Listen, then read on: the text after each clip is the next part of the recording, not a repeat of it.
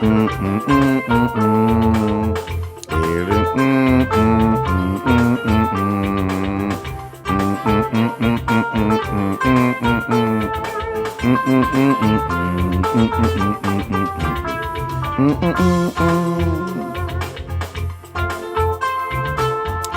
guys, good evening.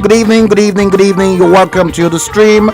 Yes, I'm yours and truly, Frank Bello. We are back once again this great evening, live all the way from London. Yes, we are going to dissect things in the usual way we normally do here in this great platform. You're welcome to the stream, ladies and gentlemen.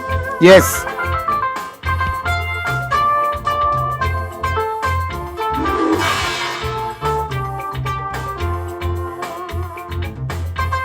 Correct. You're welcome to the stream.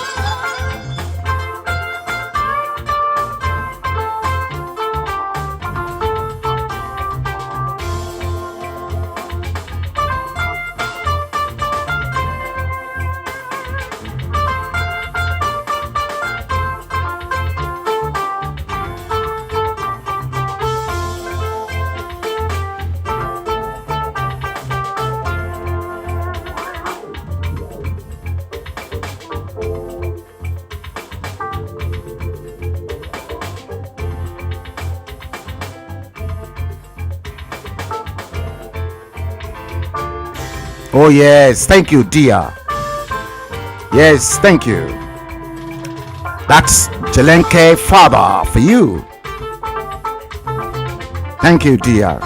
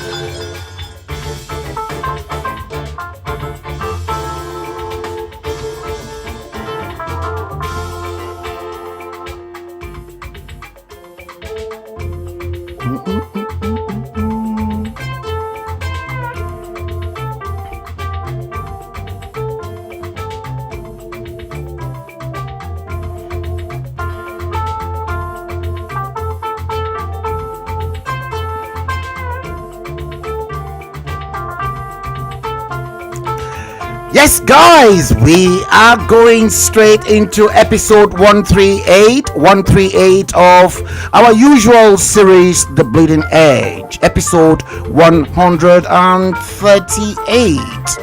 Yes, today, Wednesday, the very 5th day of the first month of January, the new year 2022. The time in London is exactly 16:19, fast approaching 20 minutes past 3 o'clock London time. Yes, we are going to do it the way we normally trash things out in this great platform. Yeah, the only platform that speaks truth to the powers that be. Yes, Alaja Folake Alawiye, good evening to you, my dearest woman watching the stream from somewhere in rural Kent. Yes, you're the very first to actually tune into the show. Alaja Folake Alawiye, Wadike Ebere Chuku, you're next to Alaja Folake Alawiye, and Uche Semuti Eluma, Idayatu Muriana. Is that Alaja Idayatu Muriana? You're watching the stream live on YouTube, and as well as Mario Thompson. Good afternoon to you. Yes, if you're my Obodo, Steve Osage, good evening to you. Happy New Year.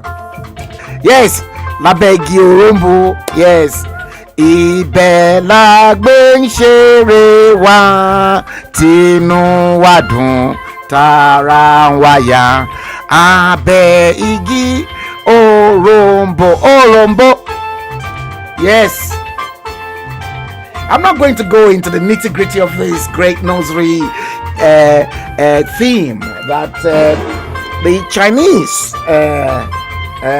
really saw a niche in the market, and they've now started producing a computer to educate the Nigerian children on this great nursery theme, and some people are just complaining.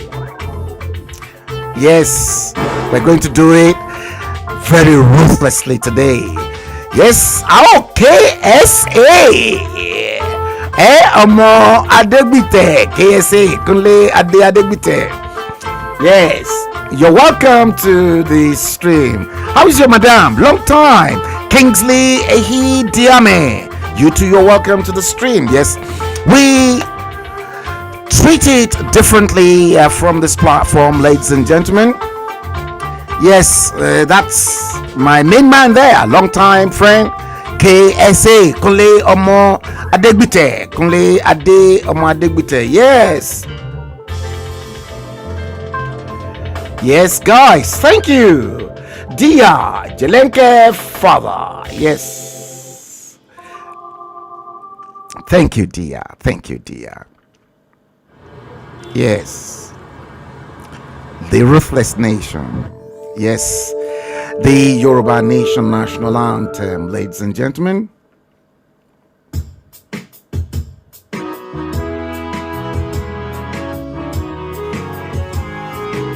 Yes, you are going to see something different today, but let's listen to the national anthem of the Yoruba Nation.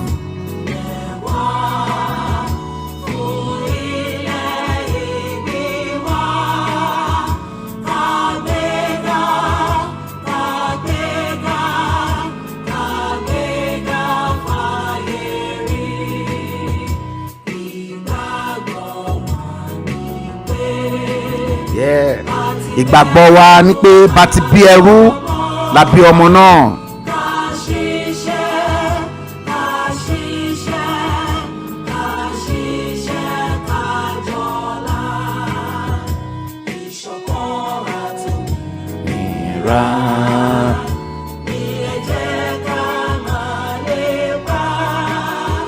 Tẹ̀síwájú. Yes. Àtòhun tó dára.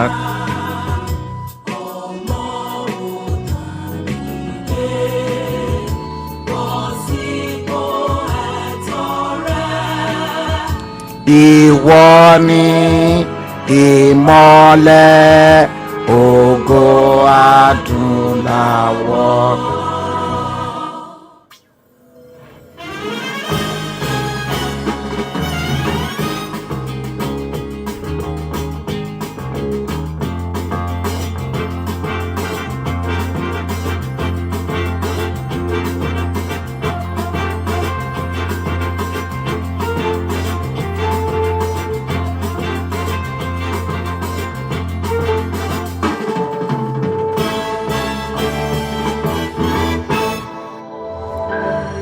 Yes, hi, everyone. Yes, good evening to you all. I hope I meet you all well. I salute you.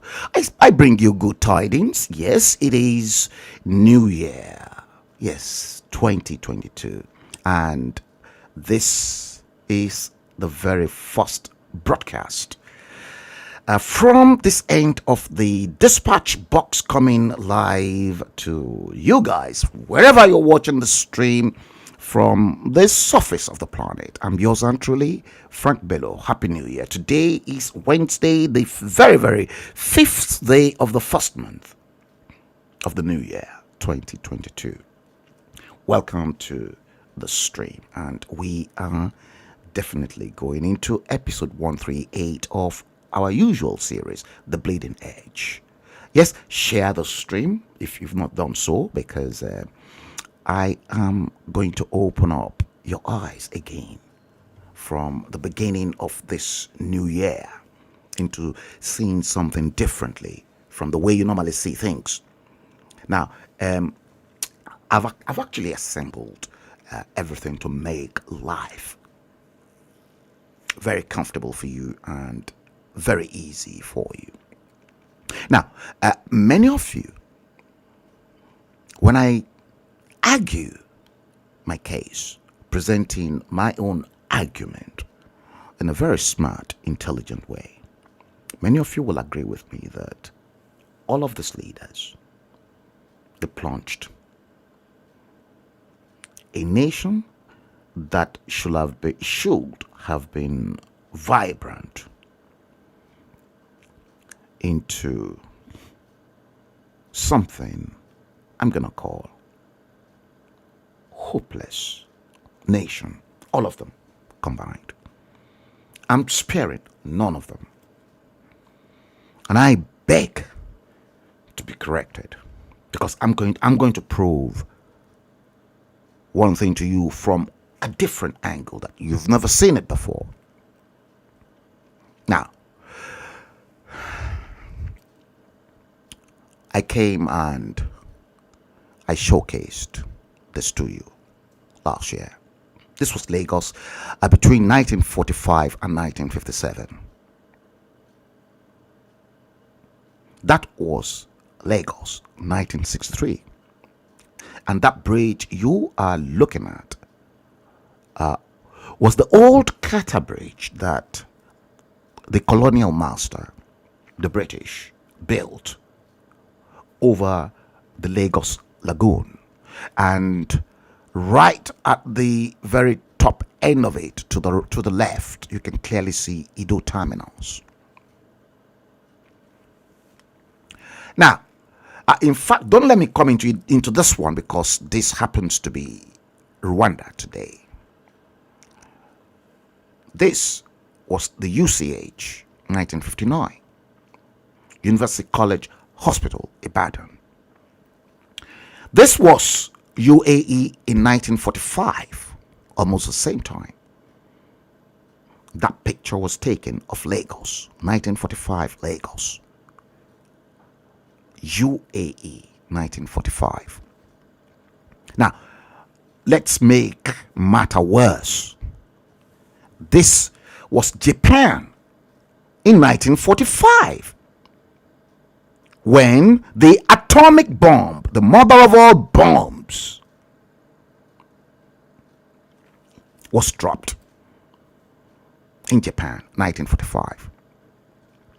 Remember, Lagos between 1945 1957, UAE 1945, Japan 1945, when the mother of all bombs, the atomic bomb, was dropped by the Americans.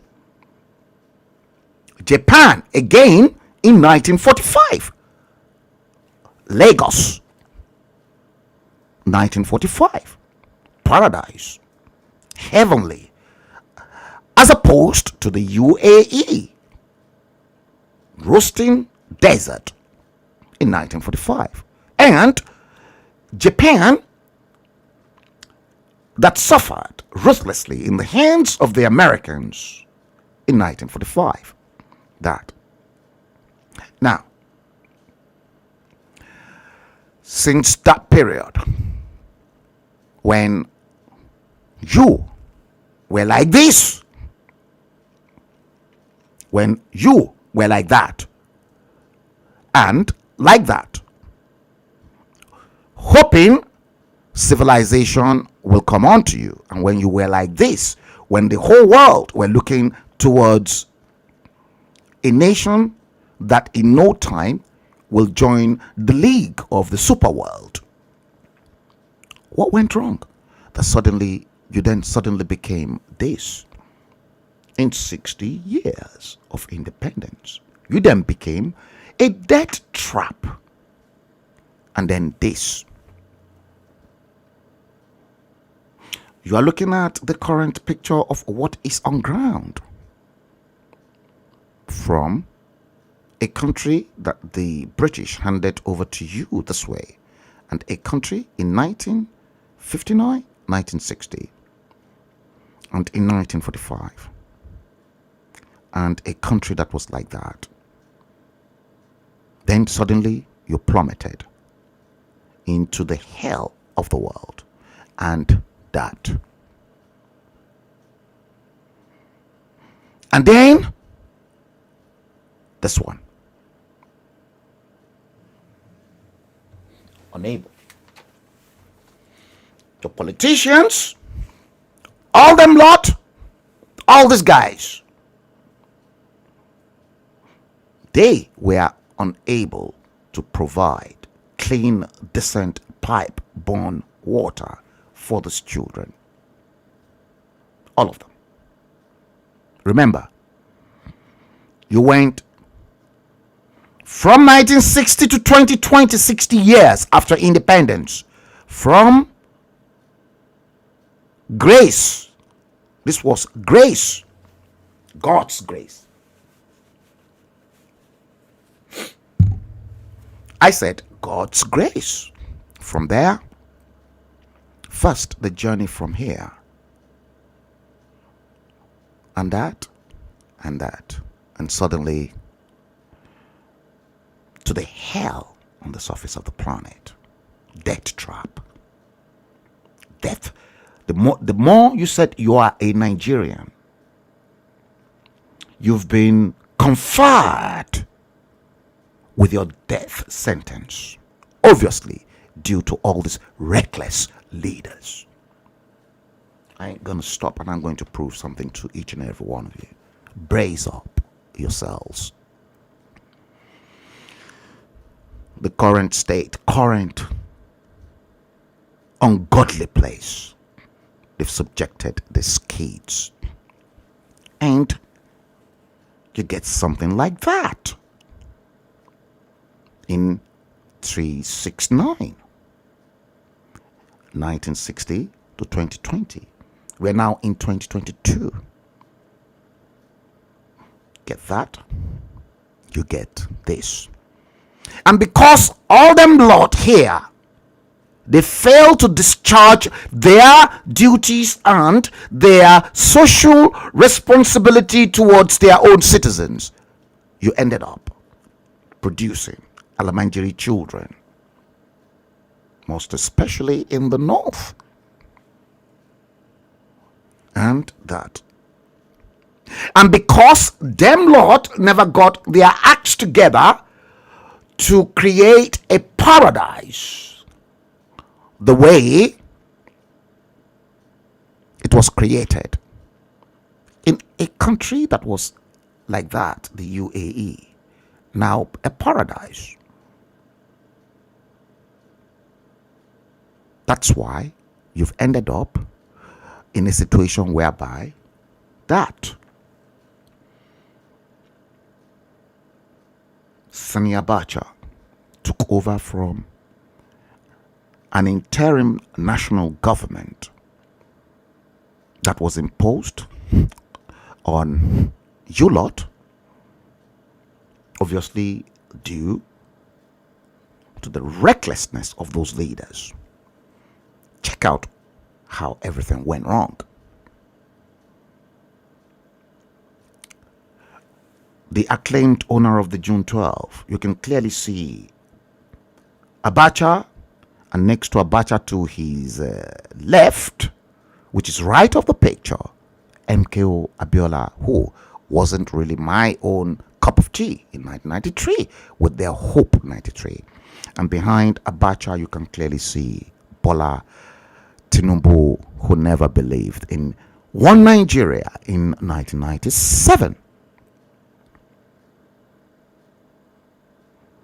That mess from 1959 created that mess here,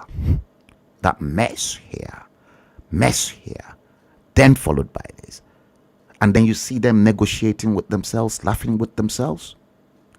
I won't laugh with these people. I'm sorry. And then you see them. They're all birds of the same feather.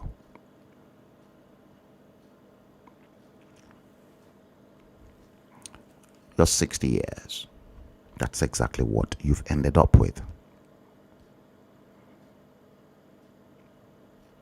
That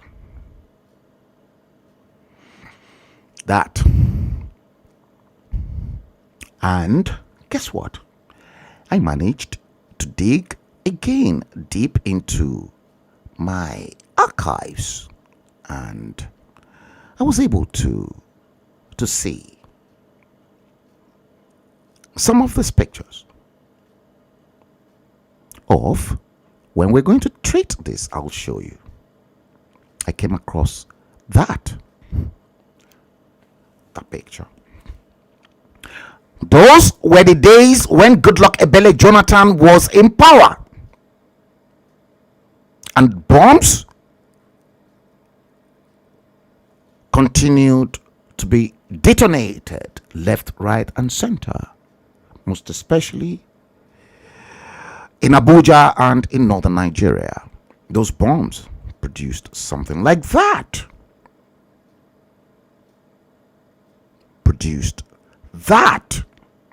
During Goodluck Ebele Jonathan's period. Yes, you can get many of this online, but I managed, yet they've been deleted completely. But thank God that I archived quite a handful of them. And then a young girl, a baby, whose leg was ripped open apart as well by shrapnel.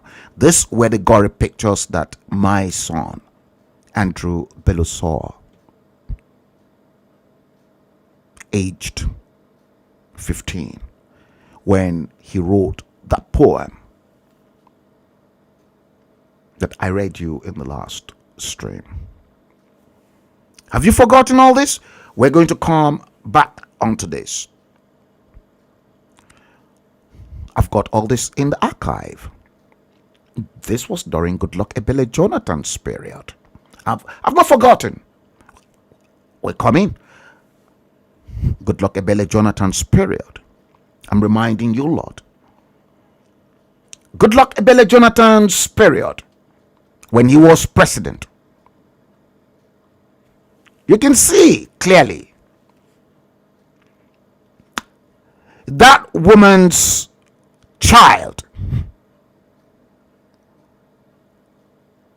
got entangled in the same bomb blast. I'm not making this up. You can see Nigeria under Goodluck Ebele Jonathan. You can clearly see Goodluck Ebele Jonathan and his wife, Dame Patience Jonathan, visiting victims in a shitty hospital they were unable to pump government money into. Goodluck Ebele Jonathan's period. Bombs. Dead bodies littered the streets all over. Goodluck Ebele Jonathan's period. Have you forgotten? No, I am. Trust me. Now, let's come back to the top here. Now, look at this woman. You'll be wondering, oh, what is Frank Bello doing with this picture? Let's see what's happening from the studio. Olua Destiny Ola Olovba, Happy New Year to you. Look at this picture. You know who that person was. May her soul rest in eternal glory. One of the finest British Prime Minister. One of the finest. And one of the very best of our Prime Minister, the late Right Honorable Margaret Thatcher, MP. I came up with this because I want to take you through to a different area, but for you to see reasons why I am presenting this as a legitimate argument for us to argue our case with intellectual materials for a complete breakup of Nigeria's 62 years, now going 62 years of misrule from the United Kingdom. It's a broad daylight intellectual argument that the powers that be, both within Location 9 and outside Location 9 in Westminster, will look at the basis for this argument and then begin the process of how they'll break up that country immediately. Because this mental torture that rots my son's brain, all this was just too much to bear. Now, I presented you with this. That was Mrs. Thatcher. Guys, share it, please. Somebody might probably, this stream might probably help someone into making the right choice and the right decision ASAP, based on this fine argument. Mrs. Thatcher, this woman, one of the finest. I think when she was alive, she was the local MP for Finchley. She represented Finchley at the parliament, and she later became the PM. She was born, according to what you're looking at in front of your screen, on the 13th day of October 1925, and she died on the 8th day of the 4th month of April 2013. Margaret Thatcher, the late Right Honorable Margaret Thatcher MP, died aged 88 years old. Many of you still perhaps don't know exactly where I'm taking the stream.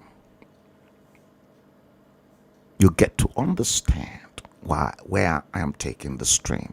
But before I show you the next clip, guys, make sure you share this stream. Very important. Look at this. Global Terrorism Index 2020. Most terrorized countries in the world. Number 1, Afghanistan. Number 2, Iraq. You're number 3. You are on number 3. Nigeria, the 3rd most terrorized country in the world. Then followed by Syria, Pakistan, Somalia, India, Yemen, the Philippines, and Democratic Republic of Congo. 10. Top 10. And you occupied number 3. Shame on them lot. All of them. Nothing to be proud of as leaders. I'm not proud of any of them. You heard? I ain't proud of any of them. Now I'll be civilized a little bit this year. I'll try as much as possible to be civilized. That woman that you are looking in front of your screen, I've run you through when she was born. I don't want to go into Mrs. Thatcher's life path or that path that she accessed the gates of the earth, this plane of existence. I don't want to go into that. Now, if Margaret Thatcher is alive today, this woman would have been 100 years old this year. Centenary. That woman you're looking at. Now, she became Prime Minister of Great Britain aged 50 years old in 1975. And God bless this woman's soul, and may she continue to rest in eternal peace. She reigned and she was in power in England for 15 years until 1990, when her trouble started. First within the cabinet, between herself and her second in command, one of my favorite Chancellor of the Exchequer of all time, Nigel Lawson. Don't forget, I'm a conservative to the core. I'm a blue. I float in between the right wing and the middle of conservative. Yeah, so I'm not really a hardcore lunatic, more like Bill Cash and the rest of them. But I float in between the right wing and the middle of conservative.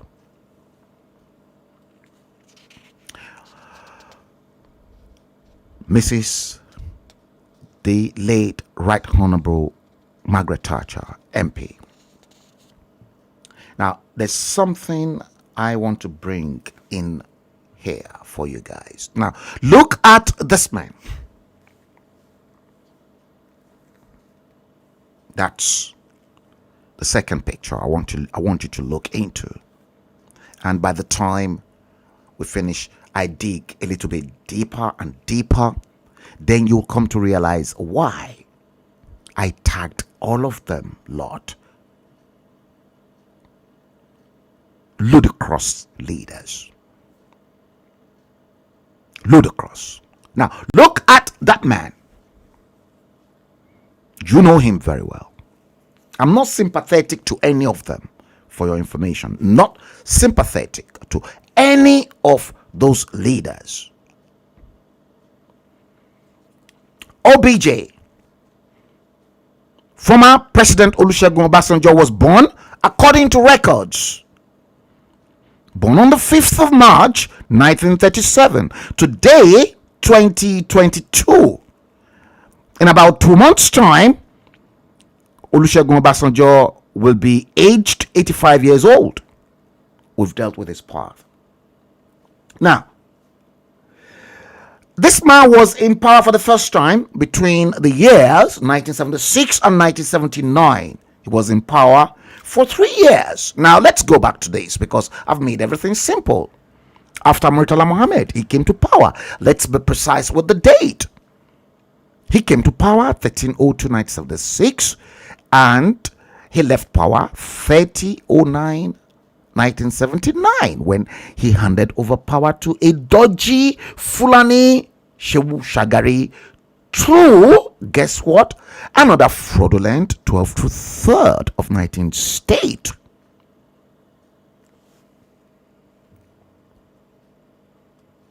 OBJ. Now, in 1979,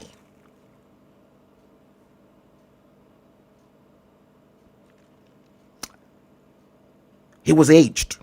He left power aged 39 years.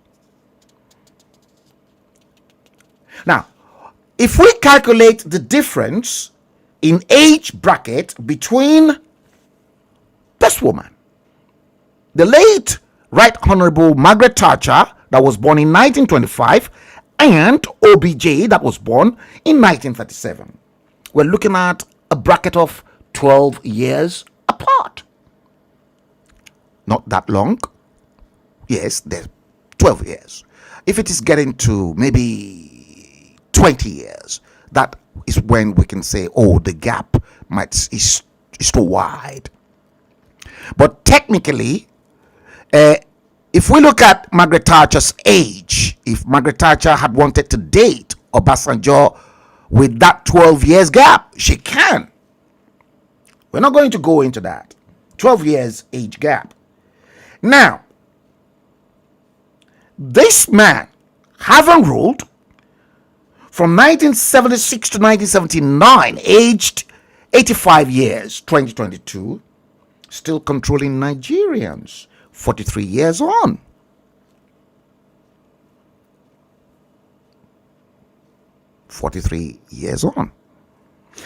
Now, that same man, former President Olusegun Obasanjo, will now have to acknowledge him because he was a former president. So we have to give him that honor, which I'm not going to deprive him.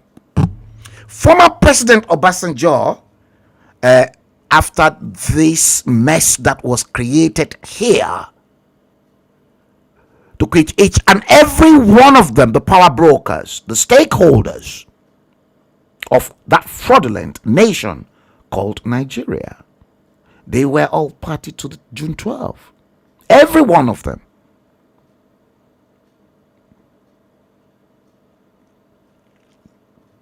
Came back in 1999 after he left power 20 years and after his incarceration by this same man, Sani Abacha, who saw him as a threat to his administration. You heard. Came back again to power. And he was in power for 8 years as a democratically elected government. Whether that election was credible that brought him to power or whether it was fraudulent, that doesn't make any sense. He was put there specifically for a purpose. Until 2007, he left power aged 70 years. This man will be 85 years in 2 months' time, and he is still controlling who decide your faith in an election. Am I making sense to anyone? Am I? Am I making sense? Temi Kingswell, good evening. James Coker, you said, oh dear me. I was driving on highway. No apologies to those wicked leaders in location 9. Just make sure you drive safely. Keep your eyes on the road. James Coker. Elijah Folake Alawiye said, yes, oh. Thank you. Okay, now, I want to do something here. Let me bring in this first clip.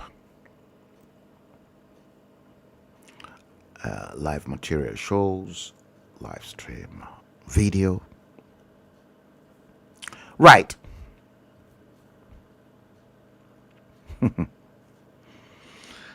Oh dear Lord. Oh dear Lord. Before, let's watch this. Let's watch this. Watch this clip. Now, no. In fact, let me keep this. I think I need to actually play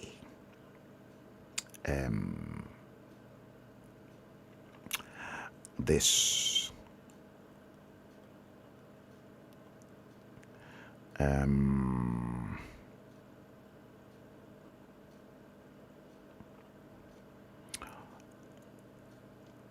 okay, let me play that.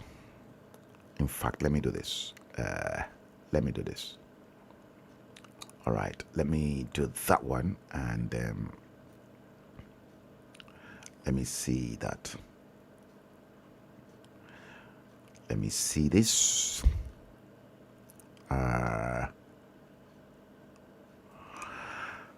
Okay, I need to bring in something else, something that is totally different here. And I think that is here. That is somewhere here. And it is this one that I want. Yeah, that's the one I want. Okay, that's the one I want. And let me fit that screen, and let me bring in the MP3. I've sorted, everything's been sorted out.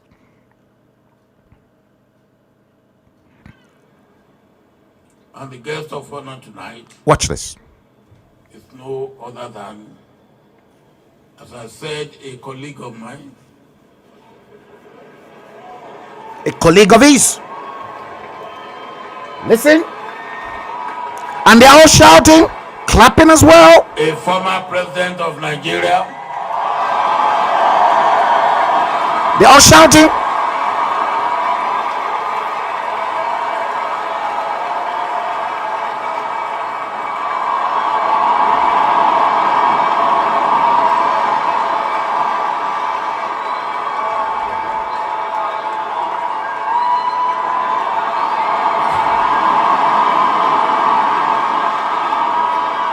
Since you will not allow me to finish my introduction, I hand over the microphone to him. You hear that?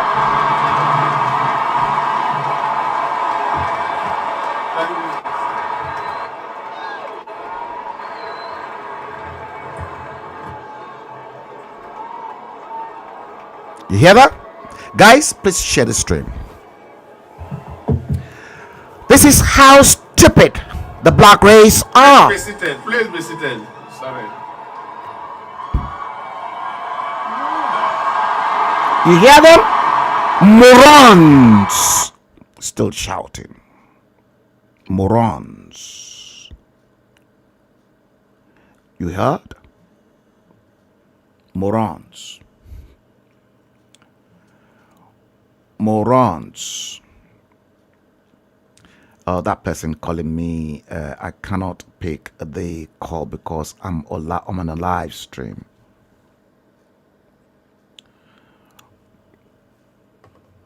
Morons.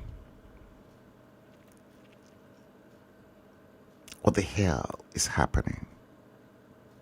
What the hell is happening? Guys, let's go through this. I've got this for you. Let me bring this in. Let's do this. Yeah, I think, yeah, I actually got two of them open, so I'll shut one down. Yeah. What am I doing here? Okay.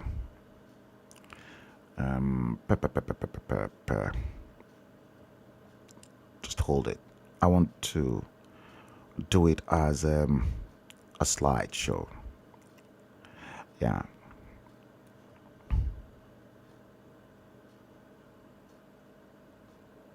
Yeah.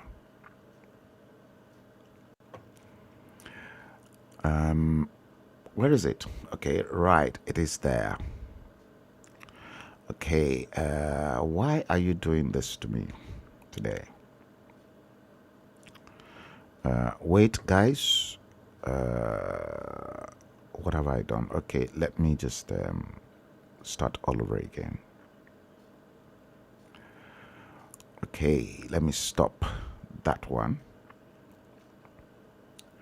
Let me open it with no, I won't be able to actually do a slideshow with it. Okay, let me open it with okay, let's try it again.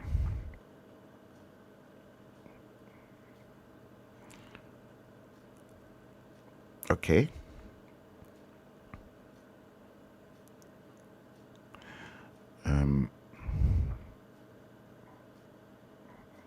Okay, there we are. Yes, here we are. Now, let me now share my screen. Yeah, everything is working according to how I want it. Now, guys, watch this. You heard that? You heard that? This tape. I'm going to play it again. I'm going to play this tape again. And the guest of honor tonight is no other than, as I said, a colleague of mine.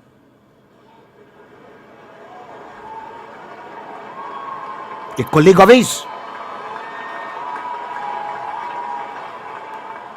A former president of Nigeria.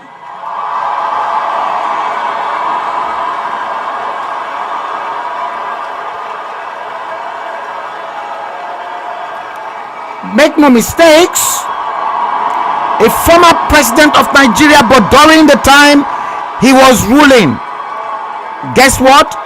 Look at all the atrocities.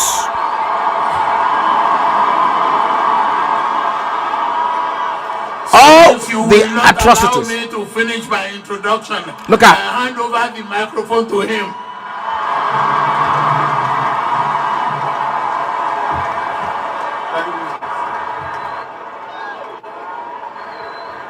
Look at that. That's why I said, guys, share this, because this will open up your eyes into seeing things the way you've never seen that before. Okay, now. Please be seated. Please be seated. Sorry. You see? See that? See that? Okay, now let's bring this in now.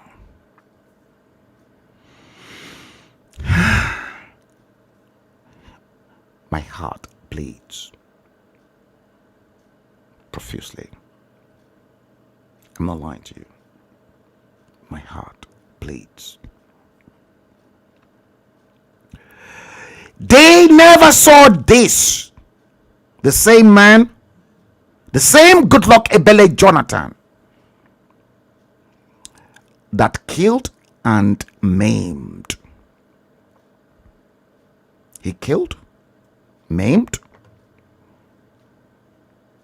You can clearly see blood flowing on the hospital bed, on the floor during his reign, because this was a bomb blast victim during his administration.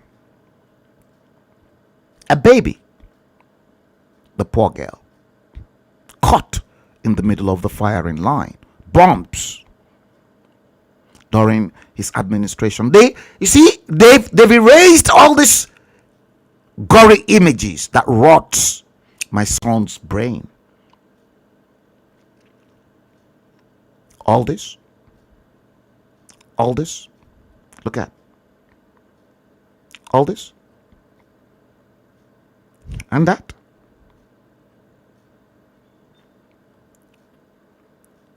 The same man and his wife, Dame Patience Jonathan. See, I'm not making this up. During his reign, during Goodluck Ebele Jonathan's reign. Have you forgotten all this? These were all the gory pictures that Muhammadu Buhari, the original one, before they imposed a fake latex silicone Muhammadu Buhari on you lot. This was what was happening. And this was the same insecurity that those moronic elements pounced on. And guess what? They were passing the blame over to IBB in Minna, because they were all birds of the same feather. Goodluck Ebele Jonathan, people in body bags due to misrule, insecurity. That's another one. The different locations. Have you forgotten all these gory images that rot my son's brain and myself? No, I've not forgotten. And I'll keep reminding people, and I'll continue to beam all this the world over for anyone to see. And I challenge any of them to come and take me on if I am wrong or if I am right. But they can't. Look at. And that. You've all forgotten, don't you? And that you can see dead bodies littered. And this. And that. Look at. You are not in civil war. You're not fighting war. And that one too. What is wrong with you, black people? And this. No. It's, look, listen. I'll continue to showcase my own argument for the whole world to see. See, another body in body bags. I'm not making all this up. These are recorded image. During Goodluck Ebele Jonathan, the same man, an 85 years old man. Is he 85? Yes. In his 80s. That is supposed to must have stepped aside because the likes of Michael Heseltine, Nigel Lawson, Chris Patton, even John Major, that is not even up to them. It's no longer a power. Don't let us even come closer to our own dear man, David Cameron, who said if the total amount of money that was stolen in Nigeria was stolen from the United Kingdom in 30 years, the UK will cease to exist. Look at. And all this. Look at. And all this. Another body in body bags. All over. See? Boko Haram kills 71 in Abuja Motor Park. Guess what? Date? Look at that. Daily Champion. I'm not making this up. Tuesday, April 15th, 2014, volume 27, number 055, 150 naira. And at the top, you can see CMYK, cyan, magenta, yellow, and black, the four-color process that we use in the printing industry. And in there, you can clearly see Goodluck Ebele Jonathan here visiting the hospital. One of the scenes recorded by me.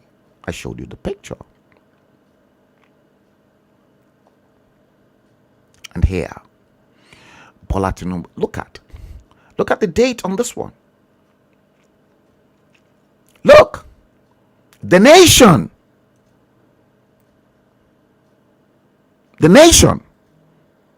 who is the godfather and the founder of the nation, Bola Ahmed Tinubu.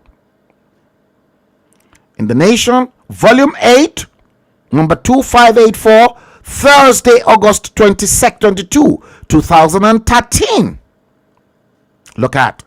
APC promises 40,000 megawatts to stop power outage pains. And you see them the way all of them colluded together with the real authentic Muhammadu Buhari. Look at the texture of his skin with that liar Bisi Akonde in the middle, all of them with my participation, the fraudulent book. I owe no apology to anyone. Wallahi.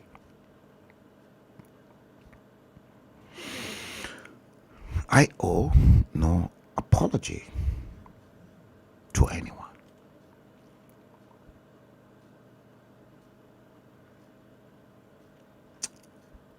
I don't.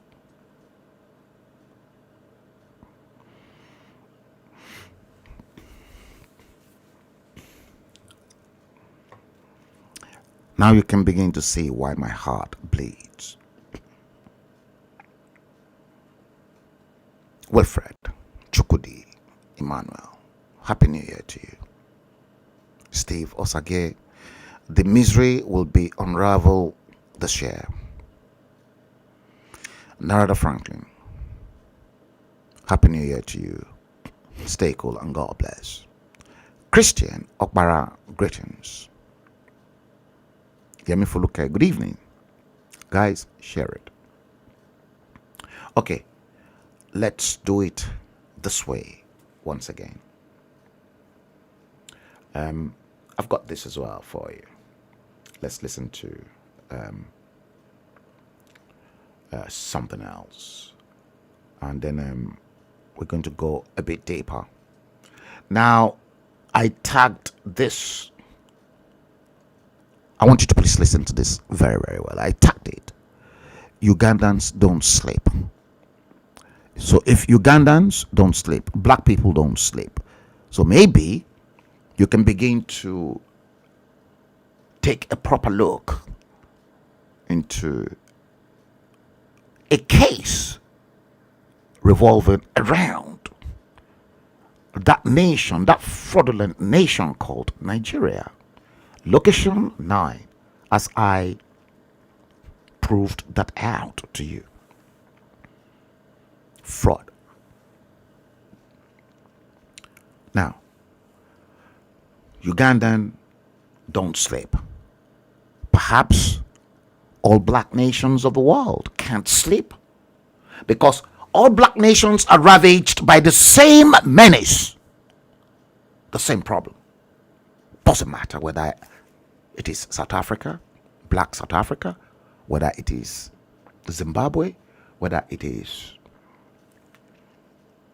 Ghana, whether it is Mali, whether it is notorious Tamboroba Shegemutumu Banzani nation called Location 9. It doesn't matter. Or Cameroon. So long as it is black African nation, they're all hopeless, useless. Listen to this. In Uganda, the poor do not sleep because they are hungry. You can't sleep when your stomach is empty. Have you ever attempted to sleep? You can't sleep when your stomach is empty. It is true. Doesn't come. So in Uganda, the poor don't sleep because they are hungry, and the rich are no longer sleeping because the poor are awake. The rich no longer sleeping because the poor are awake. Now, we are all over. Is that not happening? Sleeping. These days, whoever gets some money, like you, the chairpersons of districts, you have some money. You have built a nice house. Whoever builds a nice house now builds a very tall wall called the perimeter fence. You see that? Around the house. You see that? On top of the perimeter, someone as tall as this wall you see there. You can't even see the house. You see? Listen to that. It's a beautiful house, but somebody has hidden it in a wall. On top of the wall, we put wires. Wires. The wires we put electricity. Yeah. And a certain word somewhere, danger. You touch, you die. Then you put CCTV camera. You listen to this. You rear dogs. German Shepherd, big, like 4. You buy a big gate with a chain. Yeah. And in the house you put burglary proof on every inlet. Windows, ventilators, doors, everywhere there is burglary proof. Yes. You have a scully. If you are unprivileged like some of us, the scully has a bow and arrow. Yes. Those who are privileged, like some of you, the Honorable Right, Honorable Speaker, they have a gun. Gun, yeah? But still, with that detail, you feel unsafe, insecure. Yeah. In black African nation. 2 a.m., as you are trying to sleep, after a long day of meetings and so on, Listen. A storm comes, blows, and one of the branches on the tree drops on the house. You jump to check in the curtains. Who's coming? You realize it is a storm. You go back. As you are pulling the blanket on yourself, now around 3, one of the dogs knocks on the car and the alarm goes off. You see that? Then you jump out to see who's touching my car. You realize it is your dog playing. By the time you go to sleep after running around your own house. Yes, listen. It is now 5 a.m. and you expected in office at 7. You see that? So you see leaders come and they have a lot of sleep on themselves. They are not sleeping. So the poor don't sleep because they are hungry, and the rich do not sleep because the poor are awake. Did you hear that? Did you hear that? The poor are not sleeping. It is the same literally in all black African countries. The poor don't sleep because they are hungry, and the rich can't sleep because they've got to protect themselves. So in the act of the rich not sleeping, not getting a proper sleep, is because the resources, the funds that they should have utilized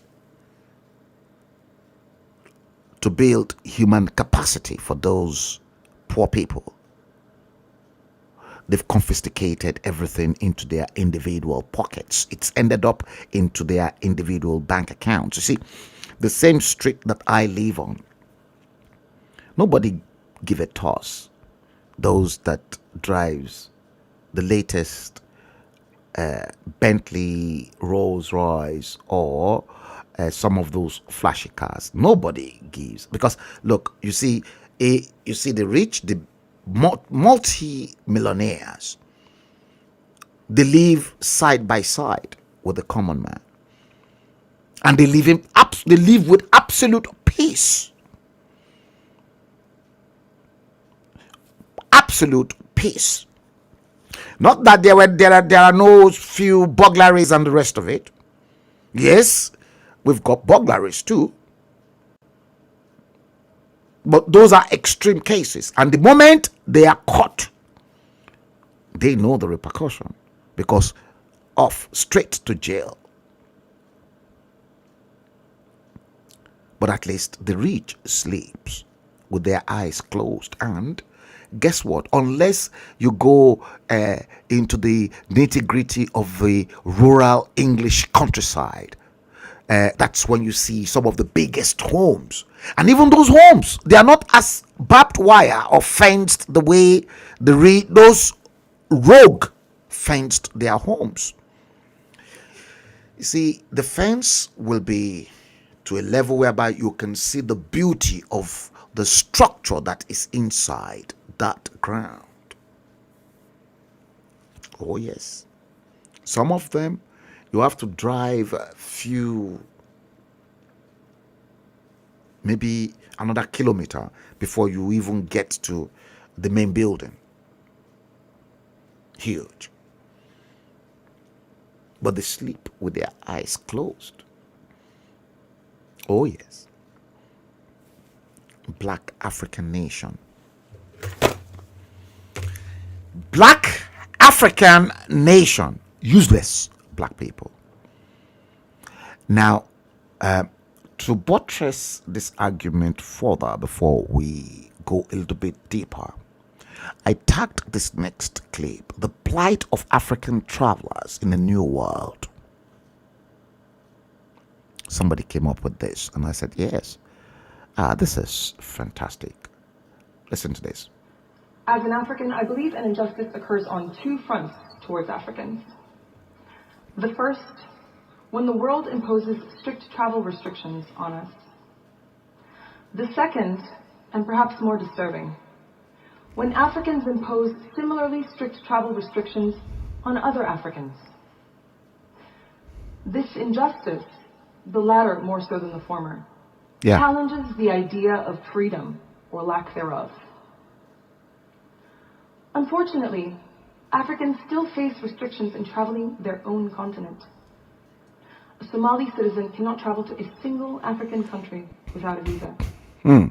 US and UK citizens can travel to about 36, 35 African countries either visa-free or with visas on arrival. Correct. That Africans seem more tolerant to Westerners than they are to other Africans reflects a troubling bias, one that feeds the business pursuits and wanderlust of Europeans and Americans, while starving Africans of their own right to see their own continent. Let me give you a few more examples. For a Senegalese woman to travel to South Africa, she needs a visa, which might take 2 to 4 weeks to process. Correct. For a Nigerian man to travel from Nigeria to Cape Verde, both of which are countries in the same economic community at a similar distance as Madrid is to Hamburg, his total trip time will take 22 hours. He will begin in Lagos and then fly to Casablanca before flying down to Bissau and finally to Cape Verde. So what does the ridiculous nature of this journey show? Well, it demonstrates how a lack of infrastructural connectivity complements our lack of knowledge of one another. Lack of infrastructural connectivity. The solution to the mistreatment of Africans is in the hands of Africans. We, as Africans, are responsible for creating an Africa that is politically stable. Politically stable, but they've not done that. Economically integrated. As recently stated by the President of politically stable. Once African countries start taking themselves seriously, the world will follow. We, as Africans, are responsible for creating an Africa that is stable and that presents real growth opportunities. To be sufficiently curious about one another and to treat each other with respect. Treat one another with respect. That if an American citizen can travel visa-free to South Africa, then a citizen of Niger should be allowed the same rights. Thank you.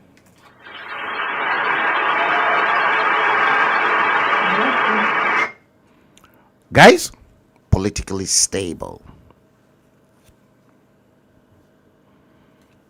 Politically stable. James Coker, you said 2 plots of land. The blocks for fence is more than the house. I'm not surprised. Are you?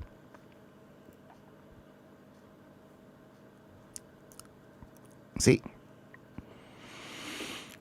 I'll take you guys' comment. Just leave them. Now, let's come back to this one. You remember this man?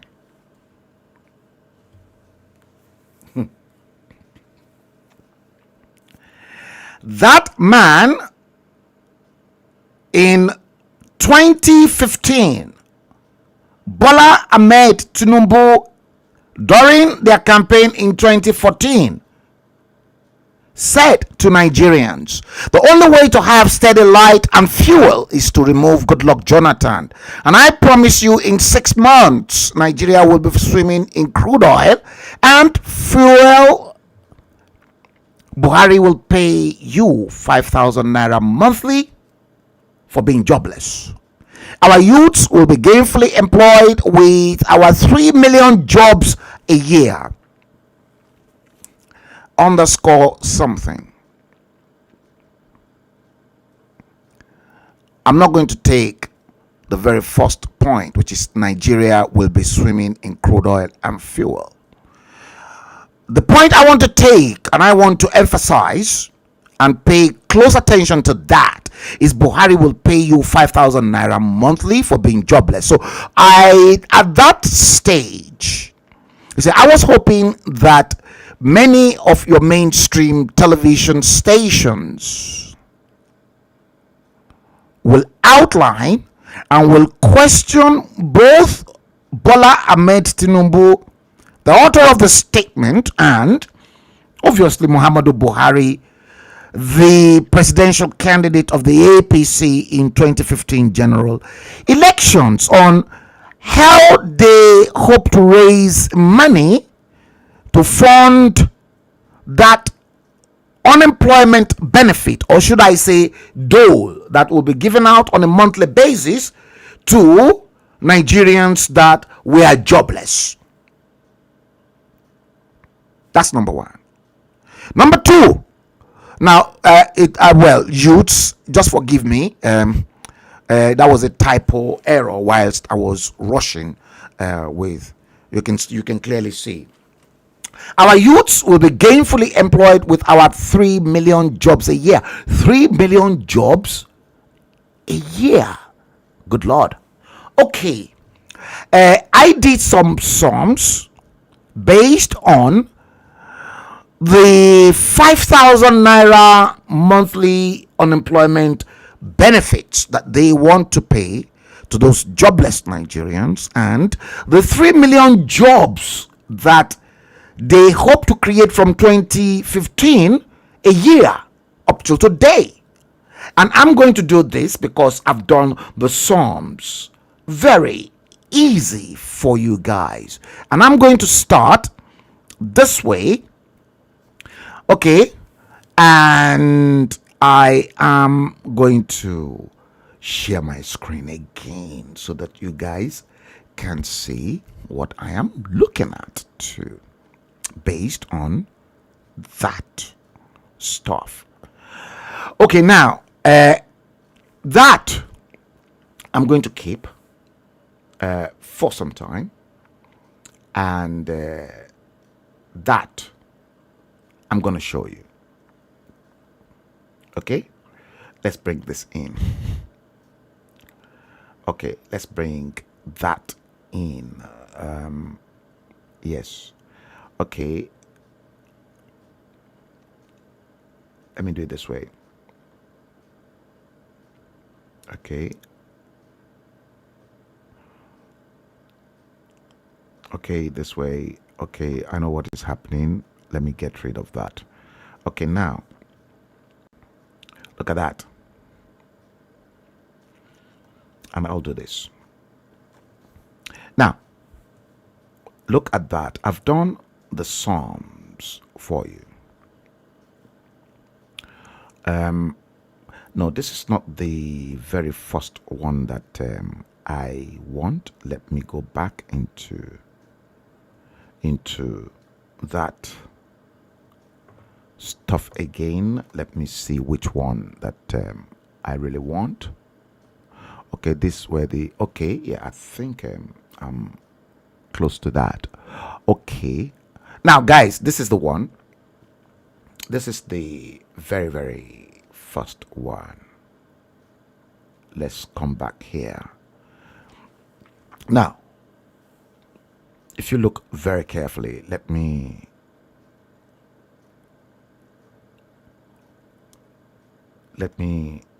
magnify this.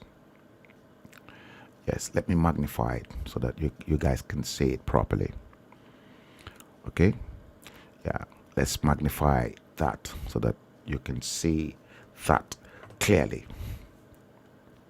from your screen, because some of you might be watching that from a much more smaller screen.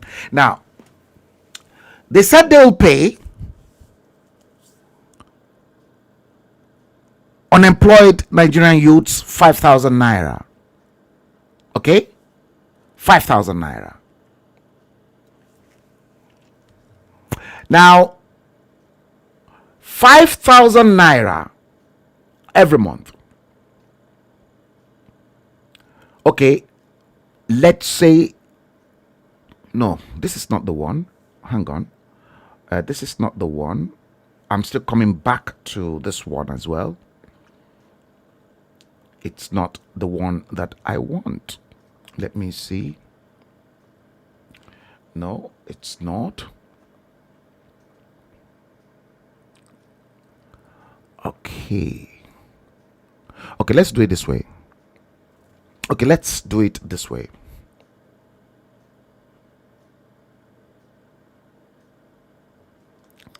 Yeah, let me take it this way. Let me take it from the unemployment they hope to create. That unemployment. Now, they said they will create unemployment for Nigerians. 3 million jobs a year. So if they had created 3 million jobs annually, if we multiply 3 million by 4 years, that's one term. Their first term in office, they should have created 12 million jobs. And if they create 12 million jobs in 4 years, that means they are reducing unemployment in the country. And that will reduce the total number of unemployment benefits they will pay to those unemployed youths. So that 3 million times 4 years, that means they should have produced 12 million jobs every year in the 4 years. Now, if we multiply that, because it is now coming to 8 years that they've been in power. Now, let's go back into the next slide. Right. So, in this next slide, if they had created the 3 million jobs, so by the end of their term of 8 years in power, they should have created 24 million jobs. I beg, where are the jobs that they promised they will create? Where are those jobs? We are looking at the figures based on what he said in 2014, creating 3 million jobs a year, and nobody dare question them how they will create the jobs. Where is the funding coming from apart from crude oil sale? Nobody. Okay, let's go into the other bit now, the one I was seriously looking out for the last time. Okay, let's do it this way. Can it be this one? No, that's not the next level. Okay.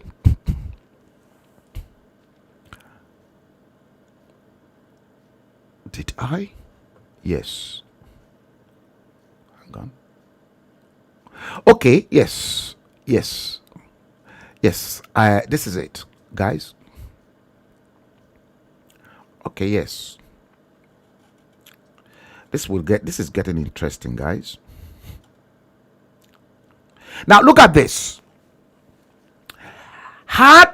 You see, they said they will create 3 million jobs. So they know there was mass unemployment in the country, but very modestly, okay, they said they want to create 3 million jobs. Okay, let's base the 5,000 naira, Bola Tinubu said they will pay to unemployed youths in the country. 5,000 naira monthly as dole, as gyro, as unemployment benefit. Okay, 3 million. There are 3 million jobs they want to create. Okay, first, let's look at the 3 million youths that are unemployed. The first 3 million. 5,000 naira times 3 million. When you look at that, that will give us 15 trillion naira.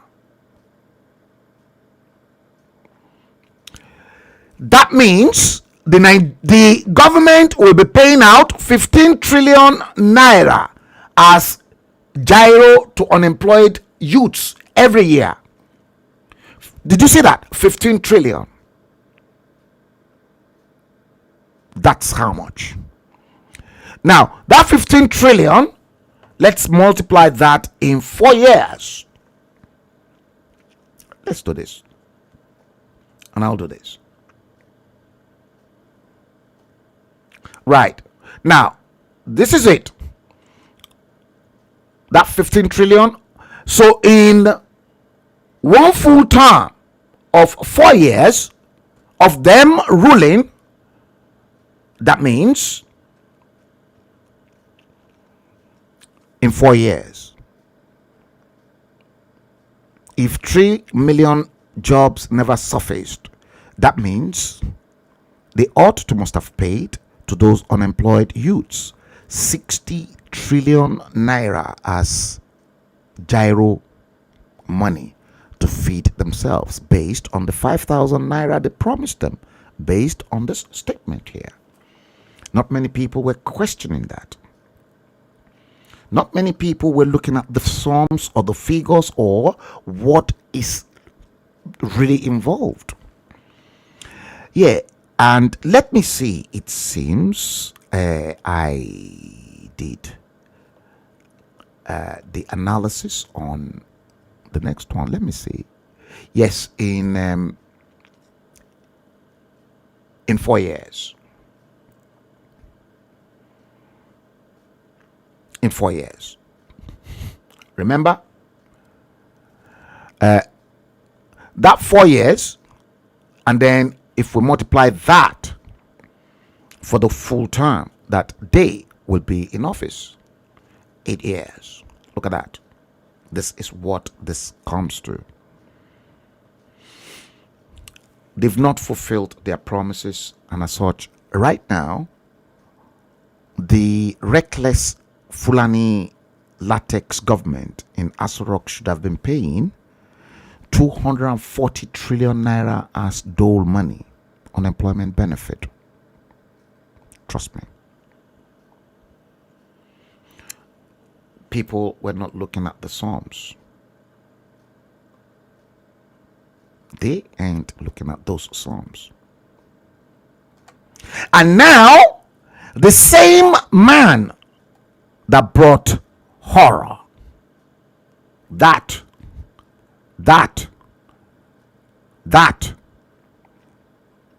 this,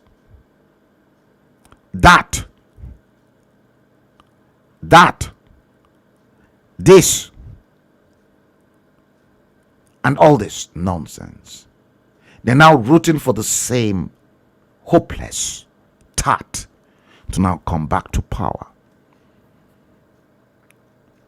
You only celebrate failures. You never celebrate success.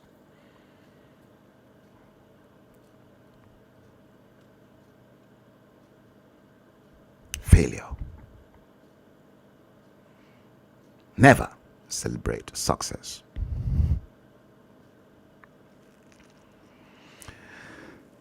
Mario Thompson, you said, no jobs was created, rather millions of jobs were lost. Wow. They continue to build mega churches. All the factories, Michelin factory, West Africa Portland Cement Company, no longer existing because Obasanjo killed it because of Aliko Dangote Cement. The only man that's got the franchise to manufacture cement in Nigeria. Killed WAPCO, West African Portland Cement Company. James Coker. You said $10 in a month, multiply by 12 equals $120 in a year. 480 annually. You said my daughter that earn part time in 2 weeks is 600. James Coker, I beg, no startle, no bring kata con this streamer. And but those people were not seeing things you and I were looking at. Give the masses electricity and they will have jobs. Correct.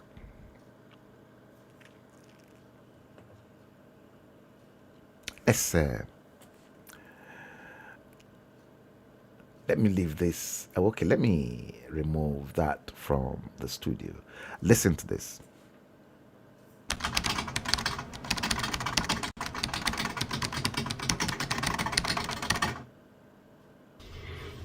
ẹ̀ka àsán ẹ̀ka ẹlẹ́rọ gbogbo ọmọ Yorùbá ní gbogbo ìtẹ́bá wa òkú yín kò dédé wòye o.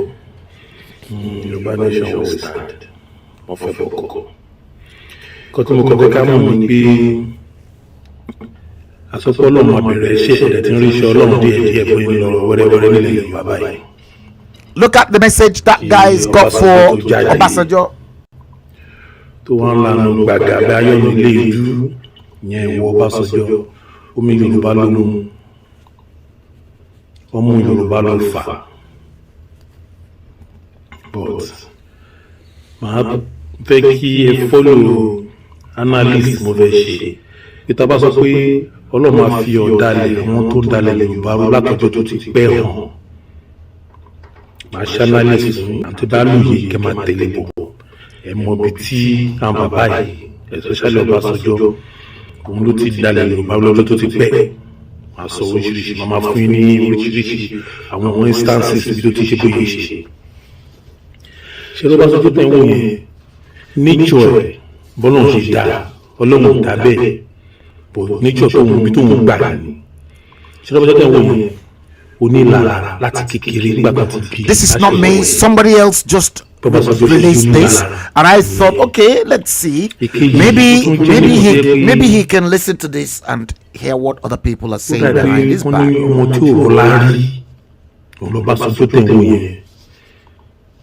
Kò wá dé kó lọ́n fún opportunity tó wá misuse ìwé Ọbásanjọ́ yẹn. Màá bẹ̀rẹ̀ láti ìbẹ̀rẹ̀ pẹ̀pẹ̀. Mo sọ fún yín pé mo ti ṣe náà àwọn fídíò bíi 2 or 3 months ago ní Ọbásanjọ́ already, but I'm going to repeat this story again kí àwọn tó bá yẹ ṣe ń wò kán lè máa follow up nǹkan tí mo sọ, kán lè lọ wò, kán lè lọ confirm. Mo ti sọ fún Ọbásanjọ́ àti 14 years old ní ti mọ̀.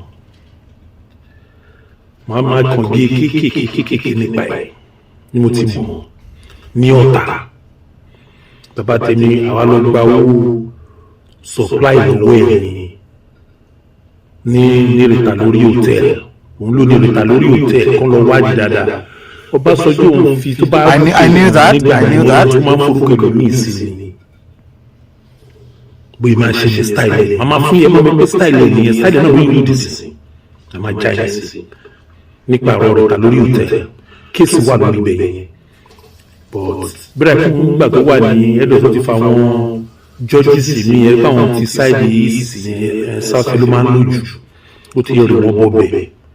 Wọ́n ṣe máa ń bá iye owó padà kó tó yẹ lómi ni. But ẹ máa fọlọ́ nǹkan tí mo máa ṣàlàyé nípa Ọbásanjọ́. So bí mo ṣe mọ̀ wọ́n sọ fún yẹn so 40 years old meeting àti driver down àbọ̀dá wà. Dè mo tún ti lọ sí ọ̀dọ̀ ẹ̀ nígbà kan nínú àwọn ọ̀rẹ́ mi kan tó ń ṣe business ẹ̀yìn nígbà yẹn. Ìgbà náà ló máa ń yìnbọn fún àwọn Ghana tó bá jí ẹ̀yìn ní Ọ̀tà ó máa fìbọn fún wọn lẹ́sẹ̀. Gbogbo ẹni rúmọ̀ yẹn ṣùgbọ́n àlàyé yìí lọ sọ́dọ̀ ẹ̀ tàgbé àwọn Toyota yà àti wọn kò ní ṣaláàké. Ìyẹn kàn ní kí n tẹ̀lé ọgbọ́n fẹ́ lọ kọ́ ẹyin tó máa tún tà ní nǹkan tẹ́lẹ̀. Mi ò tẹ́yìn mi ò nǹkan tẹ́lẹ̀ àsìpàdé. Ẹlẹ́ẹ̀kejì tí máa tún rí nìyẹn. Ẹlẹ́ẹ̀kẹta tí máa tún ẹjẹ́ máa mú mi tí ẹlẹ́ẹ̀kẹta yẹn máa sọ bẹ́lẹ̀ ká mo tún ṣe rí. Kẹ́bà pé ìgbà míì mo ti sọrí ẹ̀dá bọ́lọ́n bá ṣe ń tò yín ilé ayé gbà mí Ọlọ́run má jẹ́ kẹrin nìkan kẹfì máa wọn kọ̀ọ̀kan nítorí ọjọ́ kọ̀ọ̀kan Ọlọ́run ṣe ṣiṣẹ́ ni. So later ẹ̀jẹ̀ padà sí ìṣe ewé psychological problem tí Ọbásanjọ́ ní láti ọmọ yìí kéré. Ṣé rí òun Fẹlá bàbá wa Fẹlá Aníkúlápó Kútì MP Abíọ́lá wọ́n jọ lọ the same school náà jọ wà. Ìlara pé olódo ni Ọbásanjọ́ nílé ìwé àwọn yẹn brilliant jùlọ. So but òkìkí tí pẹ́rẹ́ǹtì màmá Fẹlá ní àtàwọn bàbá ẹ̀ ó ń wo Ọbásanjọ́ kí àwọn bàbá ẹ̀ ní irú ẹ̀ ẹ máa kọ́ wọn láti kí sẹ́ pé ìlara ẹ̀ ó ti wà ní ìwé láti jọ́tọ́ ti bí ní lára ti wà ní ìwé bí bàbá ẹ̀ ní lára ní Ọlọ́run ti kókó. So bó ṣe ń dàgbà tó ń lọ léèwé nígbà tó bá wo ìtàn mẹ́tẹ̀ẹ̀ta tí ń fẹ́ pa fún yín ẹ máa wo ìtàn mẹ́tẹ̀ẹ̀ta bàbá wa Fela Aníkúlápó Kútì, MKO Abíọ́lá àti olórí Gbọ̀nàsàn Ọbásanjọ́ yìí náà. So ti ní lára inú ẹ̀jẹ̀. So nígbà tí irú àwọn Fẹlá yẹn táwọn bàbá wọn tó ń rọ ìlú lọ lóyìnbó yẹn ẹ pé olódò ń gbà àwọn olódò ló máa ń join military. Kò síbi tó bá tọjọ́ máa tì sí bí ọ̀rọ̀ ló fi lọ join military kó má fún yín ní story kankan pé nǹkan tó sùn join military nìyẹn.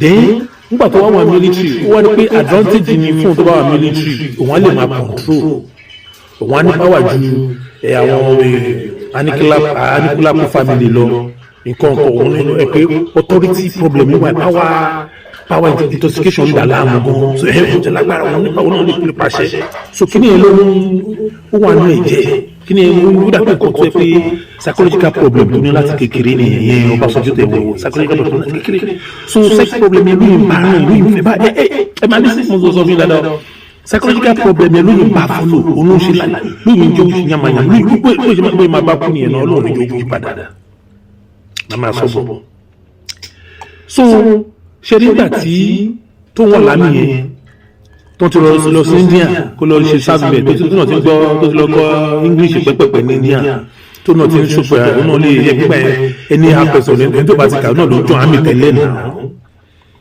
ẹni tó bá ti kàwé ló ń jọ àmì ibẹ̀ ló ti tiraka which Ọlọ́run lè gbà fún kò sẹ́ni tó lọ́run lè lò Ọlọ́run lè gbà fún tẹ̀lé olóòrùn ní India tó fi lẹ̀ sájẹ́ntì díẹ̀ tó fi lẹ̀ mọ́ra tó náà fi wọ dípò ó di top official nínú àmì. So òun dẹ̀ mọ̀ ń gbòòrò pé bàbá Fẹlá àwọn ilé kìkì yẹn wà. So òun dẹ̀ wà lámì yẹn so bó revenge nígbà tó wà kékeré tọ́jọ́ wọn school yẹn revenge yẹn ló fẹ́ gbà. Òun sọ pé ó ní psychological problem láti kékeré ìyẹn Ọbásanjọ́ tẹ̀wé yẹn ìyá psychological problem. Ẹ máa gbọ́ dáadáa. I will stop that there. But that was a message. It was a bit of a long tape message to OBJ. This is the same OBJ that wrote many epistles during Goodluck Ebele Jonathan's time. To Goodluck Ebele Jonathan, the same man that condemned Goodluck Jonathan's government for reckless mishandling of the economy, and at the same time,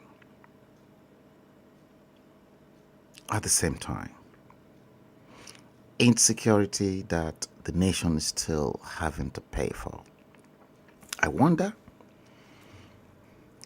let me see if I can quickly although that tape was not part of those ones that I earmarked to be played, but let me just quickly run through.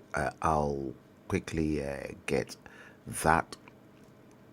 I know where it is, and I think it is under the video archives.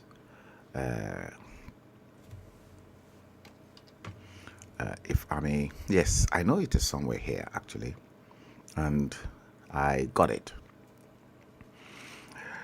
I want to play this tape because I'll never forget. You remember in the last show that I used to end the year 31st of December 2021. I played you a tape. I played you that tape and I showed you in graphical form reasons why things were not that good under Goodluck Ebele Jonathan. This man, Dr. Dalhatu Saraki Tafida, was Goodluck Ebele Jonathan's High Commissioner to the United Kingdom at the time, although not appointed by Goodluck Jonathan, but Tafida was appointed by the late Umaru Yar'Adua. And because of the relationship they've got whilst Umaru Yar'Adua was alive, Goodluck Jonathan kept him. Now, I am surprised that today Obasanjo can now be canvassing for the same Goodluck Ebele Jonathan, to which his campaign director general that installed him in 2011 can say this. What do they take us for? Listen to what Tafida had to say. The naked, blatant stealing of public property. Tafida, That was also there. It was there. High Commissioner to the United Kingdom. Listen. But you dare not go and tell the president, the lady, untouchable lady The untouchable lady. in the street. You dare not. Nobody, even the coordinating minister of the economy, goes, who did not have the gut to go and tell the president certain things he knew about the minister, according. But she was powerful. But she was powerful. Dinziani Alison Madwike. Also their meeting. You just pick her bag and this is your. You just walk out as she had an assignment. Even if she had. This is the same Goodluck Jonathan they want to bring back. Shit. Shitty. This is shithole. She is taking an excuse to get out of the council. You just pack and take and go. That's not a government that Nigerians would want to see. That's why the government. Not a government Nigerians will want to see. Not a government.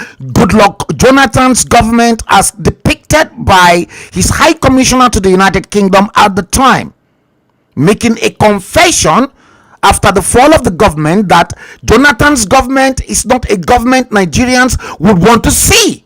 And we've got a situation now that Pastor Rhapsody, Chris Oyakilome, and Obasanjo are now teaming up to now bring back Goodluck Ebele Jonathan to serve another term. The calculation is this: Goodluck Jonathan, what they're planning is let him come back and finish his term of 4 years. They will chuck him with a Fulani vice president, and then the Fulani vice president will then contest after that, and then power is gone back to the north for another 8 years. Bola Tinubu Obi. Bola Tinubu Obi Asofwen. In 2015, I sent a strong message with your man here in London. In 2015, after you installed Muhammadu Buhari, I spoke to Segun Molade, Alhaji Segun Molade, your main man, to tell you, start fighting for the interest of the Yoruba race now. You've got all the power, all the requirements to lead the Yorubas. Your man said to me, you've invested too much in APC that you cannot afford to lose. I said, you will lose. And before you lose any money further, come back now. You see? Want to call you what or Shibaju want to call you Shomosha. And I was warning. Very soon, Bajabe Amila, Babatunde Raji Fashola, all of them, they will turn their back against you. Make no mistakes.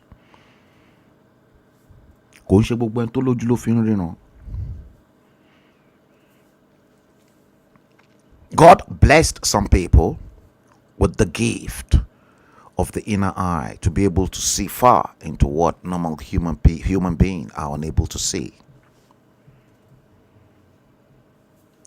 Black current naked truth. Goodluck Ebele Jonathan's government is not the type of government that Nigerians will want to see.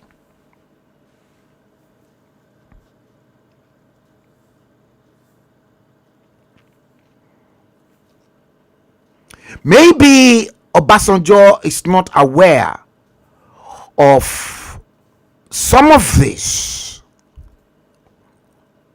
video clips or some of the problems that we've got over many years, to which he was equally a party to it. Before we go into all the fraud and everything that is involved in Location 9,